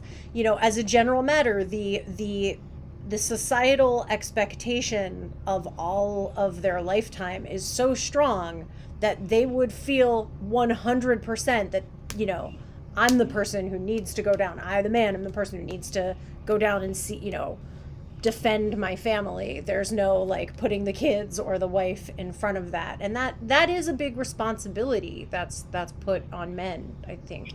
What a more beautiful world it would be if you could turn to your spouse or whatever and be like, yo, I'm gonna die. Oh, hell no. You know, That's right. there's precedent for this in nature. I may remind you of the quokka, which is an animal whose primary defense mechanism from predators is to throw its children at the predators. And I think there's a lot we can learn from that. And there's so many animals in Why? the Because wild you could that just eat make their more of young. them? Right. Yeah, you can make more. Can we speak to all the animals in the wild that eat their young, first of all? I want to say, animals in the wild, I see you. You are seen. I understand you. What, you trying to get in some of that sweet baby meat? I love him so much. So tender. He's so tender. So much. If you threw Isaac at somebody, I think he would mess some stuff up. But he would do some damage for sure. Yeah. Grinch, You gotta do it early though. I can't. What you do is you wrap. What you do is you make these spikes. You make a 15-year-old boy at somebody. You make a suit out of spikes, right? You make. I like it. Go on. You put it on a 6-year-old. You throw the 6-year-old at the burglar. Mm-hmm. Yeah. No more burglar. I think we just got $1 million idea. But Dolio, just because your scientists could, they never stop to wonder if they should. By the way, doesn't Amato have like a Boba Fett costume? Isn't he How like hard would it be to put some spikes on that thing? Mandalorian right? armor. You got some good armor. Yeah. Spike it up. That's word. This is good. Okay, so you know you're now here in the idea tank of Gangstagrass as we come up with our next patent, the 6-year-old spike suit. Yep, This spike money. suit is there. You know, and it's This just money. like, I just want to say like it's a weird thing. Like, you think about like raising a white dude, you know, and it kind of comes back to just thinking about, you know, we've talked a little bit about some of the stuff that we've all learned from each other, you know, like this might be new to some folks, but there's this conversation that is had between black parents and their kids. It's called the talk. And there are also talks that might be had between, like, you know, mothers and daughters, and you know, just various parents and their kids having conversations that pretty much amount to some bad stuff could happen to you, and you got to watch out for that. And here are some things to watch out for. Here's what you might want to do if, you know, often enough, like a white man in power comes up to you in a certain situation. Here's what you got to watch out for. And knowing, you know, I think, like, Wrench, you probably feel me on this, like, knowing if you're raising a white man, statistically, yes, bad things could happen to my son. But, you know, understanding that, like, still 2021, 2031, 2041, you know, these systems are going to be in place, and like people are still having the talk, you know. You guys, dads, our son Dolio, you know, have had or will have the talk, right? Yeah, I mean, we've all had the talk. Yeah, and I mean we're working towards a future, but that doesn't mean you're not going to have the talk. And so knowing that, and like my kids growing up, and like we just maybe will have a very different talk. You know, that just like blows in my mind, just this memory of an old friend of mine from elementary school, and I missed the dickens out of him. It was only in elementary school, like maybe this was 5th or 6th grade that I was hanging out with him, but I had the talk early on, and I feel like this friend is like the reason why I'm in this band, the reason why that I even have white friends today, because he was just such a great guy. I was like, not all white people can be bad. Look at this guy. He's great. He's full of just joy. We just play kickball and talk about comic books all the time. This guy is like, and he would, like, we had just bad kids in the class, and he just had no idea how to react to negativity. He would just like freeze up, and I was like, it's okay, Russell. That's great. Those people are assholes. You're just sunshine. And I love this kid. Everybody was just like, Russell's weird. Like, no, Russell's happy. I love Russell. And I feel like it's because of Russell, like, I'm even in this band today. Russell was just great. I miss that guy. Russell, if you're out there, shout out to Russell. Yeah, he was just he accepted everybody, and all he was looking was to just get the same in return. And he was a great kid. I don't know if he like had some sort of mental thing that made him that freaking happy. I don't know. It was just he was just sunshine all the time. Hey, happy people. Yeah. Actually, one of my favorite songs. Right, one of my favorite songs, Frankie Beverly and Mays, is "Happy People." Great story, man. And I feel it reminds me. There's probably a lot of people out there that like. There's a lot of people out there that don't know any black people, and then there's a lot of people out there that like, well, I know one black person, and like, they can't all be bad because this guy is fine. You know, I feel like if people had that experience, so it makes me happy to know that you had like the one white friend. Yeah, yeah, I did. I've been that black guy for so many white people. I don't know what to do. Yeah, I mean, it's a lot better than just. It's a lot better than for you to know a black person personally is a lot better than having your perception of black people just be what you see on TV. Yeah, everything on TV for like the past, I don't know, existence of television has been. Here are some dark people. Be scared of them. And I would imagine if you are that one black person, that you might have to fight through some of those TV characters in order to have somebody actually like know who you actually are, right? Like if somebody comes up to you and be like, "What's up, Sanford?" I don't know. I'm not sure what a great reference. Sanford. One of the experiences in this band is going to places that may not have a lot of black people. So people ask our MCs, where to get the drugs. Right, and I'm like, I'm like, what the hell? The thing is that the funny thing about it is that has happened to me not just with the band on tour. That has happened to be like on vacation. Mm-hmm. Like I remember my wife and I were on vacation in Miami, and we were stopped at a place to like get something. We were stopping in this place near the beach on South Beach to like, look at the menu and say, "Oh, I think we might want to get some stuff in here." We ended up going to that restaurant, but as my wife was like in the bathroom and I'm waiting by the bar while they're clearing our table out for us, some random dude just walks up and is like, "Hey, dude, you know where I can get some coke?" I was like, "I don't know. Maybe a drug dealer." Good answer. Good answer. I was correct. See, you knew the answer. just like that. You don't know how many times I've had to tell people like, no, man, I don't shoot lightning. No, I don't. You know what? I don't shoot lightning. I Shoot don't. lightning. Well, yeah, I mean, Yeah, I've been at. Yeah, people, I am a magical Negro. Yes. There are a lot of black superhero characters that end up with electricity powers, though, right? That's a disproportionate thing. that's a There's a thing. reason. There's a reason. Really three. There's a reason for that. There's a reason. It was for Black that. Lightning and Static and Black Vulcan that they created on the Super Friends show because they didn't want to pay Tony Isabella for his creation, Black Lightning. So they just made up another guy named Black Vulcan and gave him the same powers. Right. And then- Well, there was also that guy in the Misfits of Science. No, he could shrink. Oh no! Wait, Yeah, he who was was the guy? Who was the guy? a that really did tall guy that could shrink. Oh yeah, I forgot. Wait, Yeah. who was? Oh, that was Because that guy was the same guy that played the Predator. Yeah, that guy. I forget his name. forgot. He was like 7'4". Yeah. Courtney Cox was the one with the light. No, she was a telekinetic. Now that drug dealer thing, I've been getting that since I was like 15. Funny Yeah. story. When I was still at Penn State, when I was a cop for that month, I would come home on the weekends and chilling out, and people were like, "Yo, dog, you know where I can get some blah blah blah blah." I was like, "How about you tell me so I can arrest those people?" Yeah, I think They're like, like, "Oh snap!" you know, I think like maybe it's the.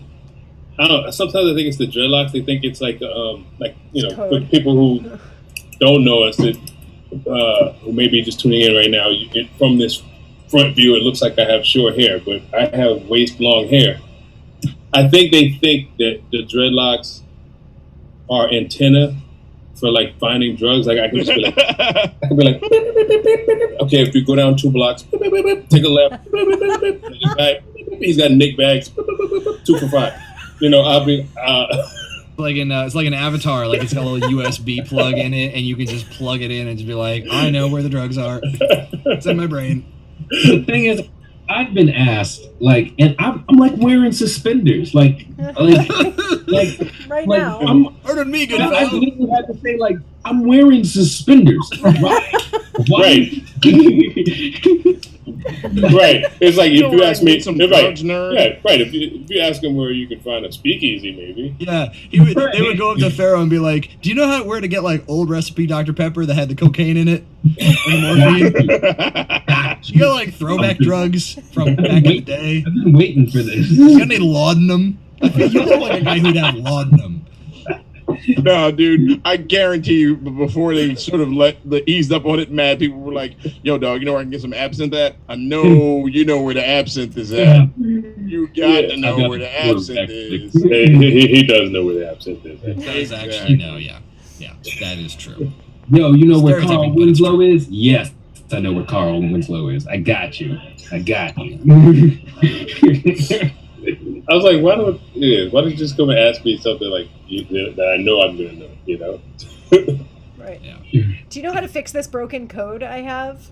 Yeah, right. I'll help you with that. Really, I gotta ask this to the white folks here. Have So you for guys, another episode of Ask a White Dude. Bring it on. That's right. have you guys ever been asked where the drugs at all? I can't say never, but it's really not something that like happens to me that I can remember the last time it happened. Yeah. Someone gave me drugs. Yeah. Does that No. count? And look, I've been driving around the country in a van on tour with a lot of people on this Zoom right now. Mm-hmm. I have not been asked where the drugs are, but I have seen Dolio and Arson get asked where the drugs are, and so Lots and lots of times. lots of times. So there's clearly something going on there. I'm like, yo, for real, I don't even live in this city. What the hell? I'm not from here. I'm not from here. I just want to know where the donuts are. Shit. Look, me and D had people asking us where drugs are in the UK. Like, bro, But I'm not from here. Number one. It's like, you know any kid, mate? I'm like, wait, what? Yeah, I got, I know where to get the kicks. Is that what you mean by kid? No, dog. I'm from Philly. You, you ever just take their money and like be like, be right back, and just go around the corner and just disappear? Else. There's drugs in Philly. but we're not there. So what's really great about like being on the road with y'all is that I think people really get a breath of like how different people are, how different Black people are, because they see me with you guys and they're like, no, not him, it's these guys. Yeah, even between Arson and Dolio, like, you know, and this, I mean, it bears repeating as much as we've learned it and we know it, but Black people are not monolithic. Like, there's not just like a way that Black people are, right? Like there's 3 Black guys in this band and they're not the same as each other. Not the same. Right. For instance, they all like, how do you like? There was I can't remember. It was some place we were, and they were asking like, they said, I bet those rapper guys, have a hard time bonding with these super nerdy white guys. Who here went to Can you MIT? remember where that was? And I can't remember where it was, and we ran it and looked at each other like they really don't know when they. Right. Who's got the limited edition Superman? Do not Whatever. extent of the nerdery. That's right. Right. That's right. The nerdery And then is when heavy they're throughout. like, okay, these super urban rap guys and these super country white guys, and they're like, it's like, I'm the countryest person in this band. I'm actually. And once again, like, everybody gets stereotyped in that. Like, nobody benefits from being stereotyped in that way. You know, like that's inaccurate about all of us. I'm a Murphy too in the Twitch chat. Says, what is your fashion advertising about you? Well, my fashion is when I'm on stage, I'm always dressed in white, which is basically just what I'm translating is that I am clean. or you run an island with a little person and give people their fantasies. I don't do that anymore, actually. But actually, the one time that it really did get interpreted correctly, I think we were in Kansas City. You remember? And that random stranger on the street, whatever, called me God. Oh, that's dope. Yes. That's dope. And it was like, God just waved at me. And I was like, you're right. Yeah. Yes, I did. All white is a strong look, man. It's very powerful. Ran, how about you? What's your fashion saying? Something pretty literal there. Says that you are hip hop. He is hip hop. Yep. Right there. Boom. Mine says. There you go. Yeah. There you go. Actually, hold on. Oh wait. What's more punk than Yeah. public library? Yeah. Public library. It also Public library, yeah. Yeah. Woo. It also says this. That's Line I up. can't believe we're all literally wearing what our Message shirts. messages about ourselves. I actually, this is one of my rare shirts that have no words on it. Americana. Americana. Now, Brooklyn Americana. So Brooklyn our Americana, fashion yeah, is saying there's country music in Brooklyn. Right. So they're used to that. Damn, what we are just we are just spot on with the shirt. Yeah, right. I do have a Toblerone bar that says Danger. Wait, I have mine that count? too. Yeah. We all have them right. I'm in the wrong room for my Toblerone. It's upstairs. This was such a great gift. Wrench sent these to all of us, and like every time I pull this out, like I pull it out every time anybody mentions a Toblerone or like chocolate or pretty much any excuse I have to pull it out. I'm like, oh yes, sure. Did anybody it's a finish Toblerone. theirs? I'm Phrasing? still working Are on we- it. are we not done? Wait, I don't think anybody in the history of mankind has ever finished a Toblerone. You're right. This is you're an right. empty box, okay? Oh, This is an really? empty box. Oh, With done, the sir. exception of Danjo, who I'm still working on I've mine. seen chug a bottle of maple syrup Maple syrup. in one sitting. That's true. I And was in this club because I finished that Toblerone as soon as I got it. Whoa! Oh my god, dude! Yeah. Just Do like, it. just- Get it, bro. Get it. Shit, Hit dude. it.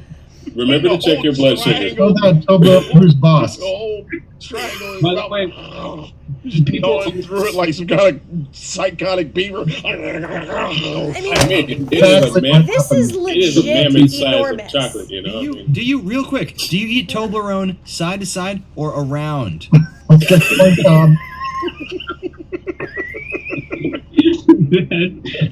that separates the men. Just like this. I mean, obviously, I didn't eat the cob. Like the Toblerone cob is still in there. You don't eat that part. You just eat around. Yeah, thank you, Wrench, for those, because every time someone comes in my apartment, there's like this double take moment. I'm always like, what are they double taking at? It's like, do you have a Toblerone with your name on it? I'm like, oh yes, yes, I do. Shit's real like that. Oh, Yes, funny thank story. you I just for saw this thing where on Twitter somebody had said I couldn't finish my sandwich. I'll eat the rest of it later. And it was just like a hoagie, but they had eaten like the front half of it was like the back half of the sandwich is still there, and even the people like the Subway Twitter was like, "What is this?" Like, what? Yeah, it was amazing. Like, That's like those memes. I like people. Where, I like people that cut the middle out of a pie. right? Or if like a picture of like a horse, and it's like, how does the horse wear pants? Is it like halfway up the legs, or is it like the butt back of the horse? It's just like, how do you what do horse pants look like? I think horses don't wear pants; they wear sleeves. I was gonna assume it was assless chaps, actually. One thing is, technically, chaps don't have the butt part. Yeah, Right, chaps exactly. themselves. Assless chaps Oh, is You're being redundant redundant. and also Yes. perfect. And also, if you're a donkey, you can't wear assless chaps. Oh, Yo, so good. okay, funny story. Funny story. I'm at a petting zoo with my younger son today. We're leaving. They were petting goats and these two donkeys that were chilling.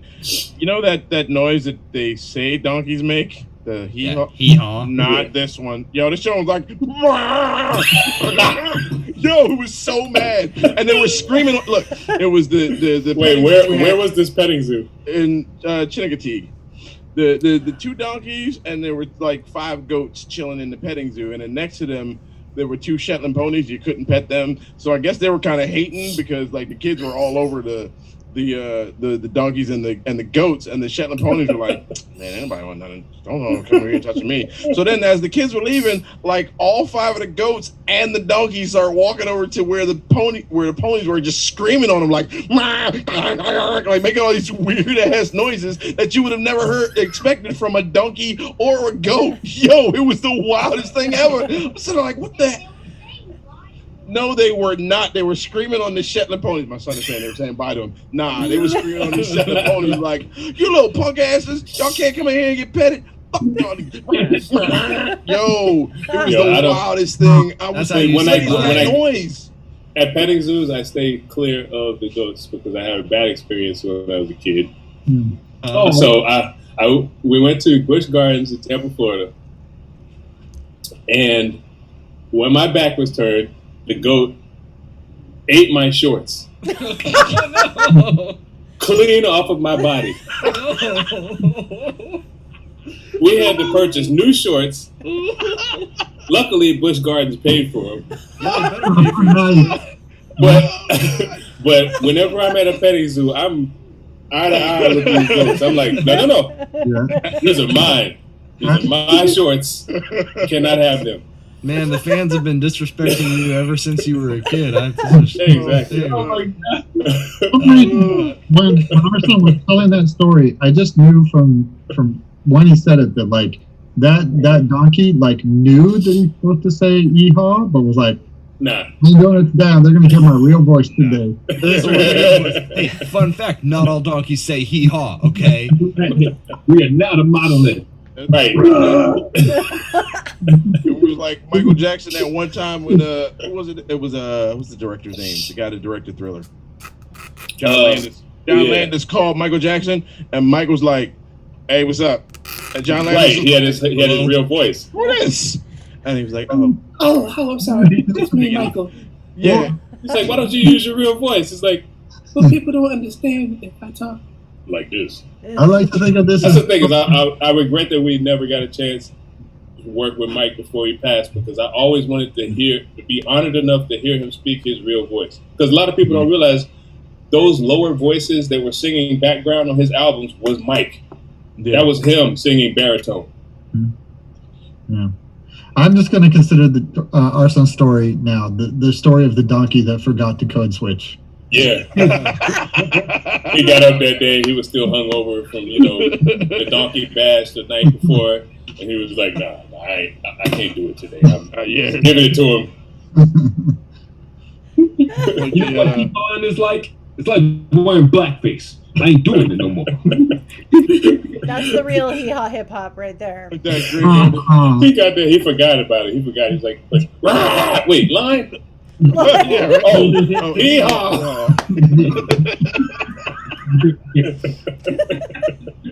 Yo, these donkeys was so mad, bro. I didn't know what to do. I'm like, I don't know if I should be here anymore. He was upset. They were just screaming on Shetland ponies. Like, what is happening here? It was bizarre. It was very, very strange. Yeah, we got Brazil. We got Brazil in the YouTube chat hanging out with us right now. Says, you guys are amazing, and it is clearly this conversation about donkeys that has inspired our friends from Brazil to come out, give these great compliments. Thank you, Brazil. That's right. Yeah, John Thompson is saying on Facebook, it's really cool to see you guys love what you believe. Started following you after I saw the AGT audition. You are what America needs right now, and that's clearly referring to this conversation about donkeys saying hee-haw.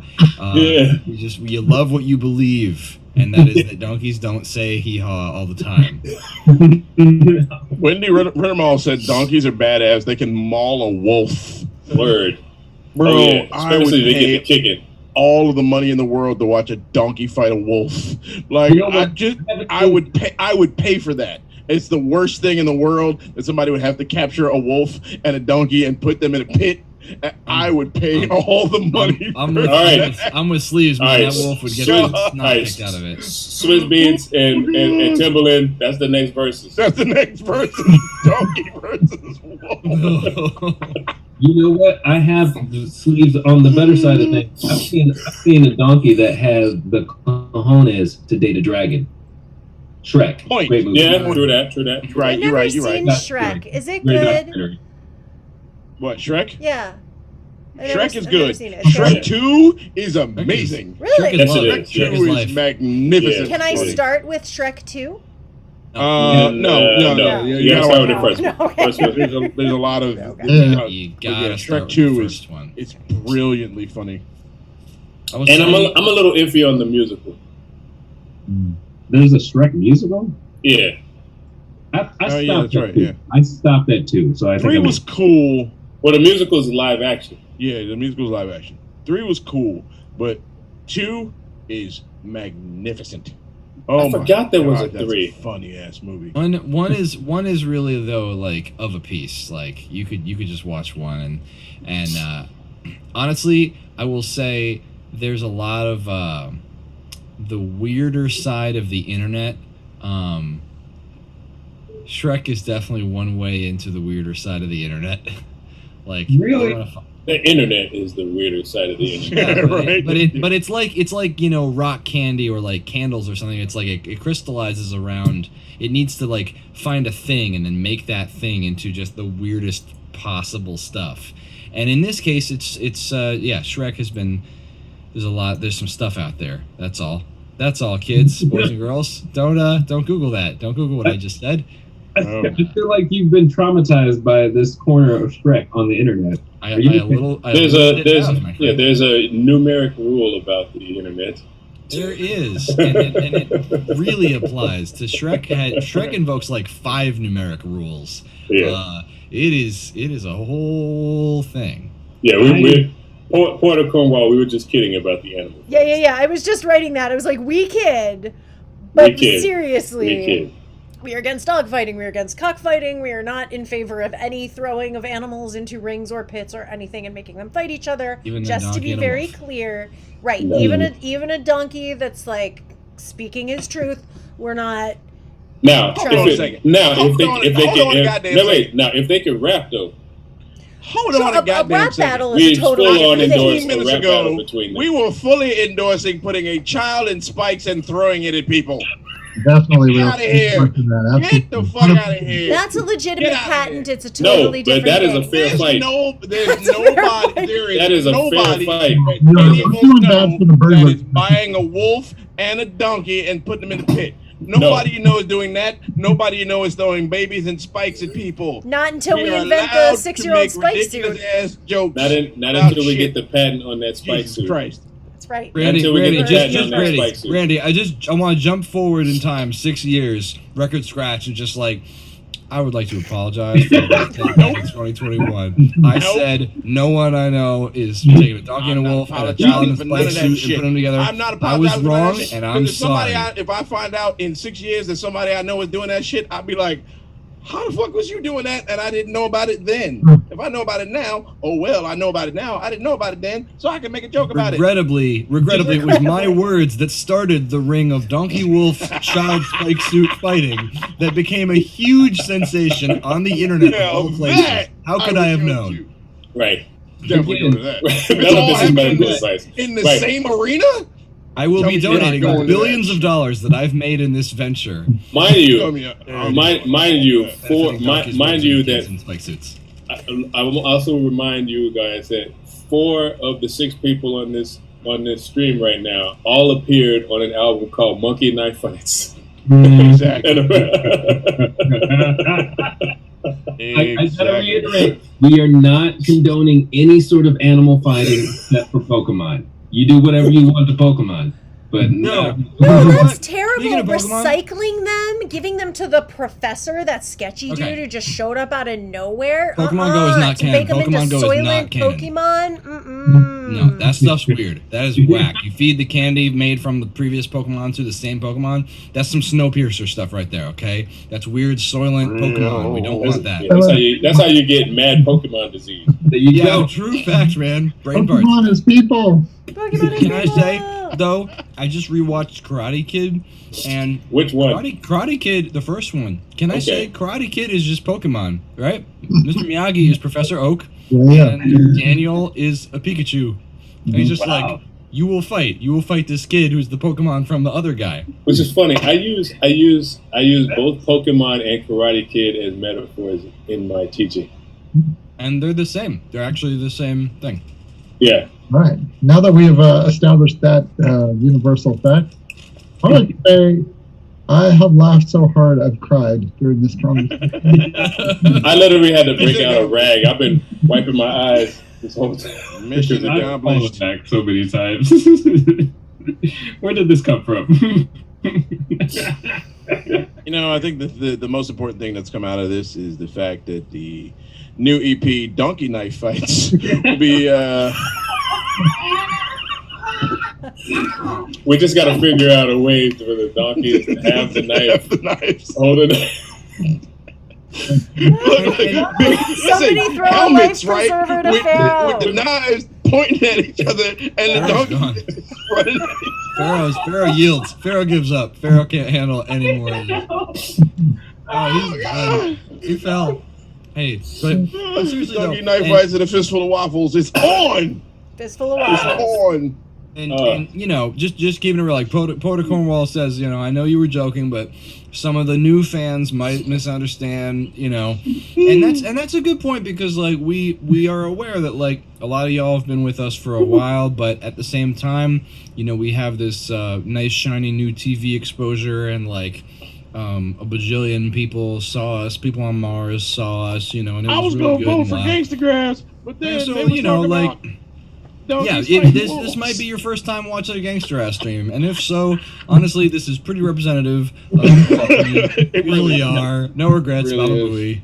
But yeah, it's a good point. It's always a good point to be thinking about. Like, if this is Hit the the first reset button. impression, I like it. And God help there's- us all. And there's a serious point to be made there, which is that, you know, we are, generally speaking, defenders of free speech, and a huge piece of that is being able to make jokes about things, and, you know, comedy takes away a lot of fear, and comedy, you know, fights against hatred and violence and all of those things. So we want to be real clear, as has been said, none of this is medical advice, and we do not condone any kind of, you know, animal fighting or any of the throwing 6-year-olds in spike suits. We are going to patent that, but we're not suggesting that you do it. All of those things are about, you know, having the dialogue and just kind of having fun with each other, and it's really great to be able to do that. And if people do misunderstand, we'll have conversations with them about that. That's word. And that's all you can ever really do, I think, is if there's a misunderstanding, is circle back and just say, hey, you know, what I was trying to say when I was talking about weaponizing a 6-year-old, I mean, if anybody out there has a 6-year-old, I think you'll probably agree they can and probably should be weaponized. They would be very effective. Well, weapons. they That's what we were saying. they are already weaponized. That's right. We're just refining what nature Yeah, we're gave just us. refining the technology, really. And I think what Randy was trying to say about the donkey wolf fight is that, like, that donkey looked like it could have taken a wolf. Easily. Like, man, you better get your goofy That would ass be out of wild to here. see. Get that goofy wolf out of here. I'll bust his ass. It's like, You know. Dun, dun, dun. I love y'all so much. We could also mention at this juncture that there are some new things out. Yeah. There's the Yeah. single I "Please think Don't that we were Take My supposed to Home talk from about Me." 2 There's hours ago. an amazing Oh yeah, new music we always video. have an agenda that gets we did completely some ignored by songs. We released them. Okay, good night.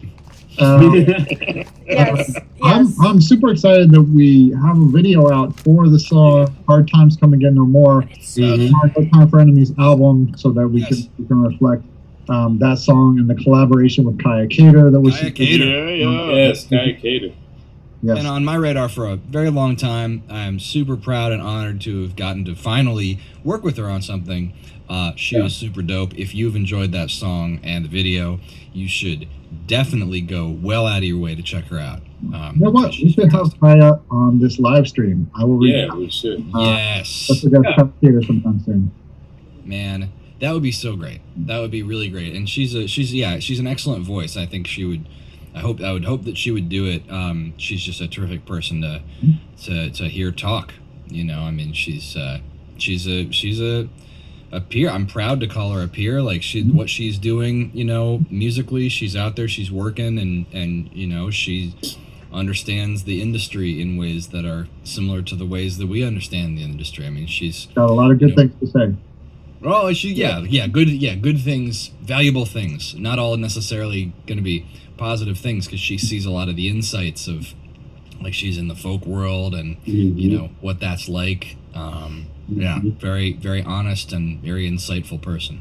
Yeah, very excellent musician, great songwriter, excellent voice. It'd be a very interesting show to have Kaya on here. So Kaya, if you hear this at all, let's get you on here. Let's have a great talk, because hopefully you also heard like the last 5 minutes. The rest of that should be like, all right. Kaya, who do you think would win between a donkey and a wolf? I don't know. She might actually have some excellent points about that. She would. You're actually right. She's like, I have a chart. Depends if one of them is armed with the banjo. This one time I was riding a donkey, we got attacked by a wolf. Oh, We're honored to have you on here. We have a lot of respect for your artistic ability. Tell us about the donkey wolf conundrum. And coming up, possibly next week, but definitely coming up pretty soon, we've got Brandy Waller-Pace, founder of Decolonizing the Music Room. And speaking of super interesting discussions, that's going to be outstanding. So we got a lot of good stuff coming up. And then probably 2 Fridays from now, we'll have one of those live streams where everybody's all together and not in little boxes. That's fun. Come on. That's going to be good. This is my safe place. The other thing that we just released too, a song, like music, you know. We are a band.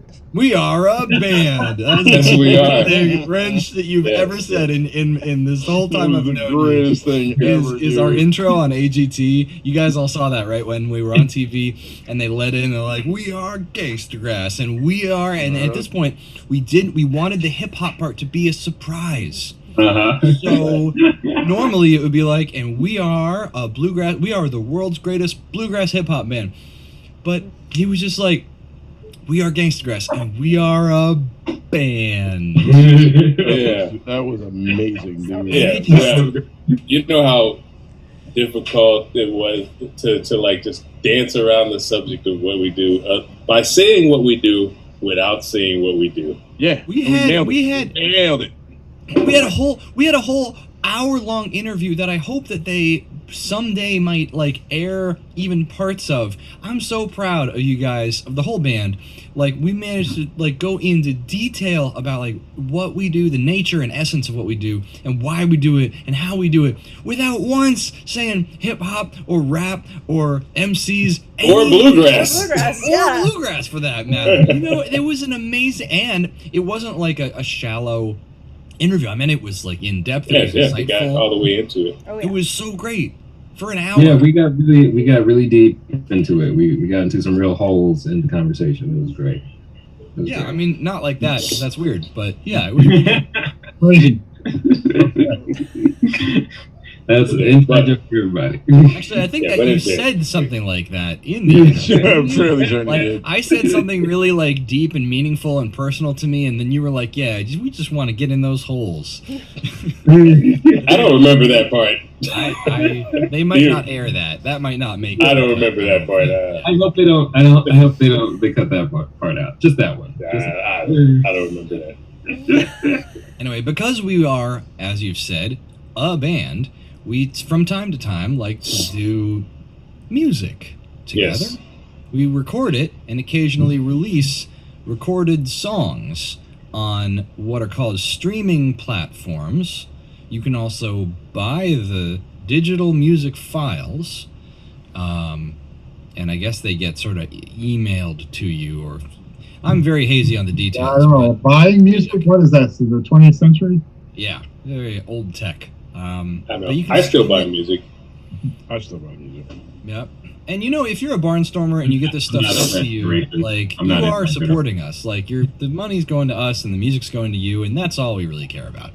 So, but we released a song, and anybody want to talk about it?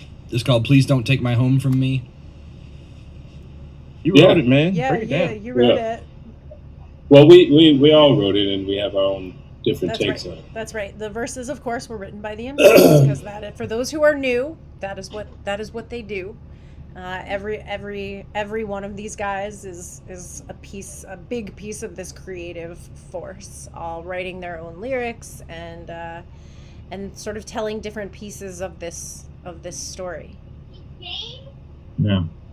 And also, bringing together some things in new formulations. There's just so many ways that you can bring together the different American genres. And this one, I think, does highlight the writing skill of the MCs, since like the vast majority of hip hop is in 4/4. So handing them something that's in 3/4 and saying, "Hey, do this," and with an extra measure here or there.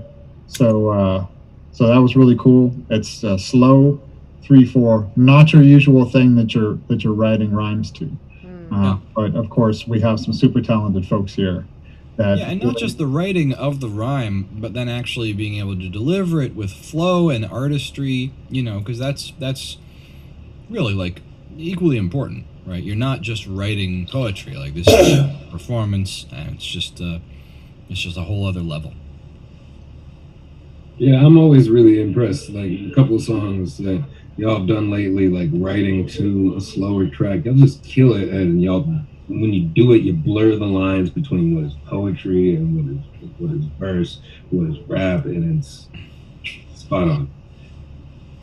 Yeah, I mean, the way I look at it is that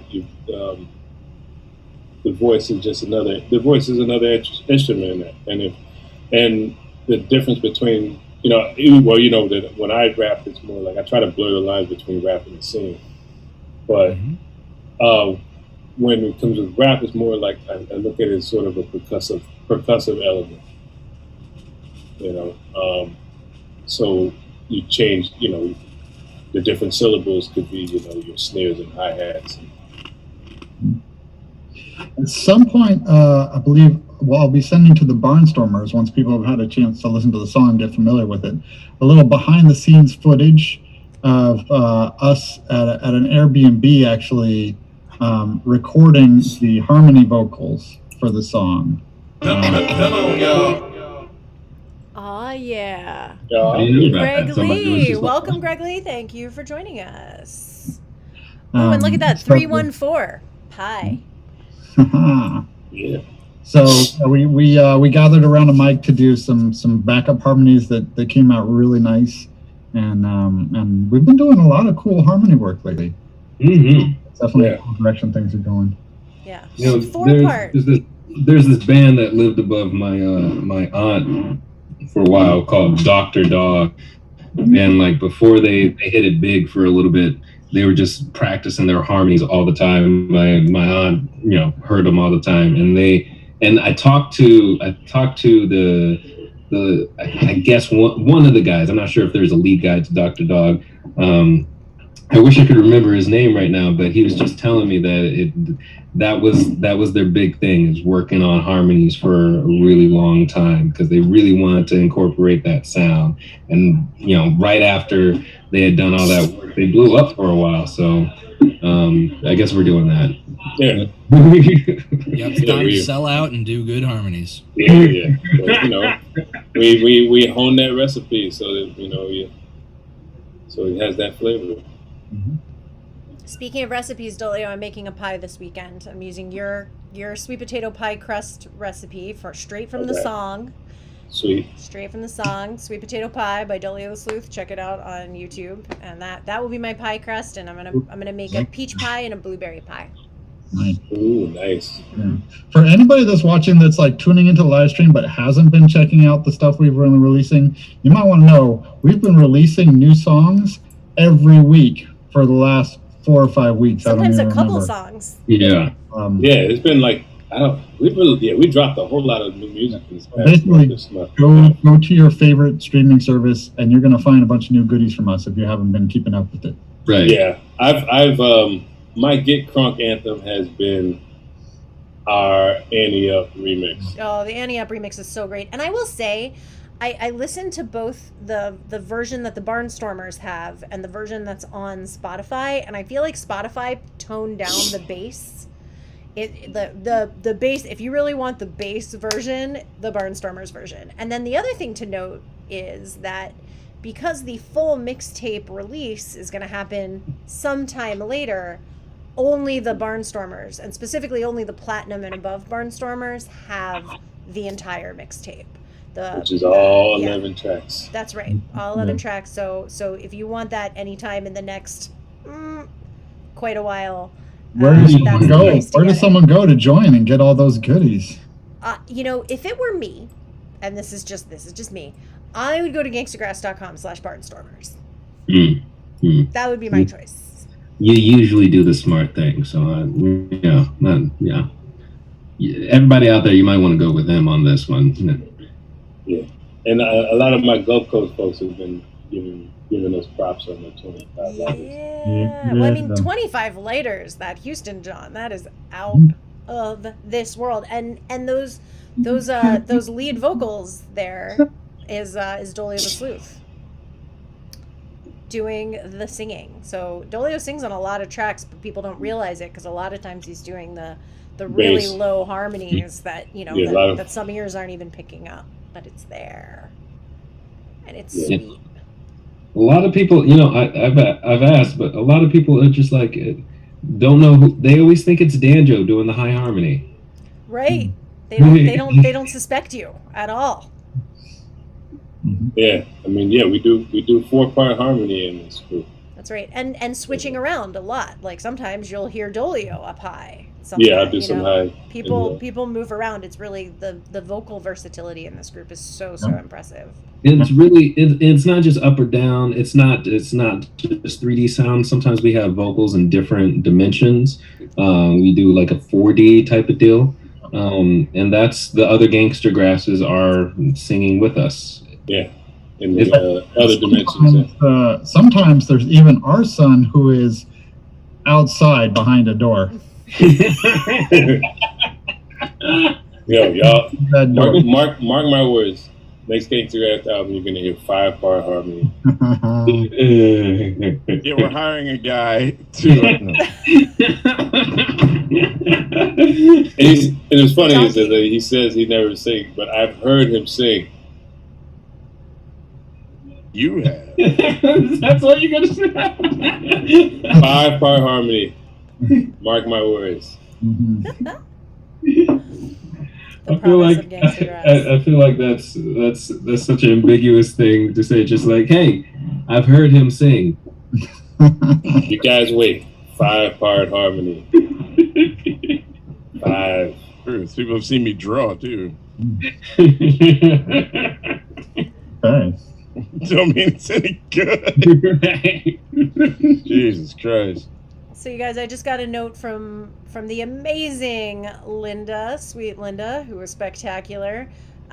She has a question for us that I will ask after we jump off the stream. So hang out for 2 minutes after we jump off the stream. Yeah, that's a cardboard and gaff tape level barnstormer right there. That's right. Yeah. She gets to message us with questions anytime she wants. Cardboard and gaff tape. And she really did get a cardboard box with a roll of gaff tape in it. We should serious probably about wrap it up then. About those 2 minutes left. Yeah. Thank you for tuning in, everybody. It has been quite a ride tonight. Sure. We've covered a lot of important topics.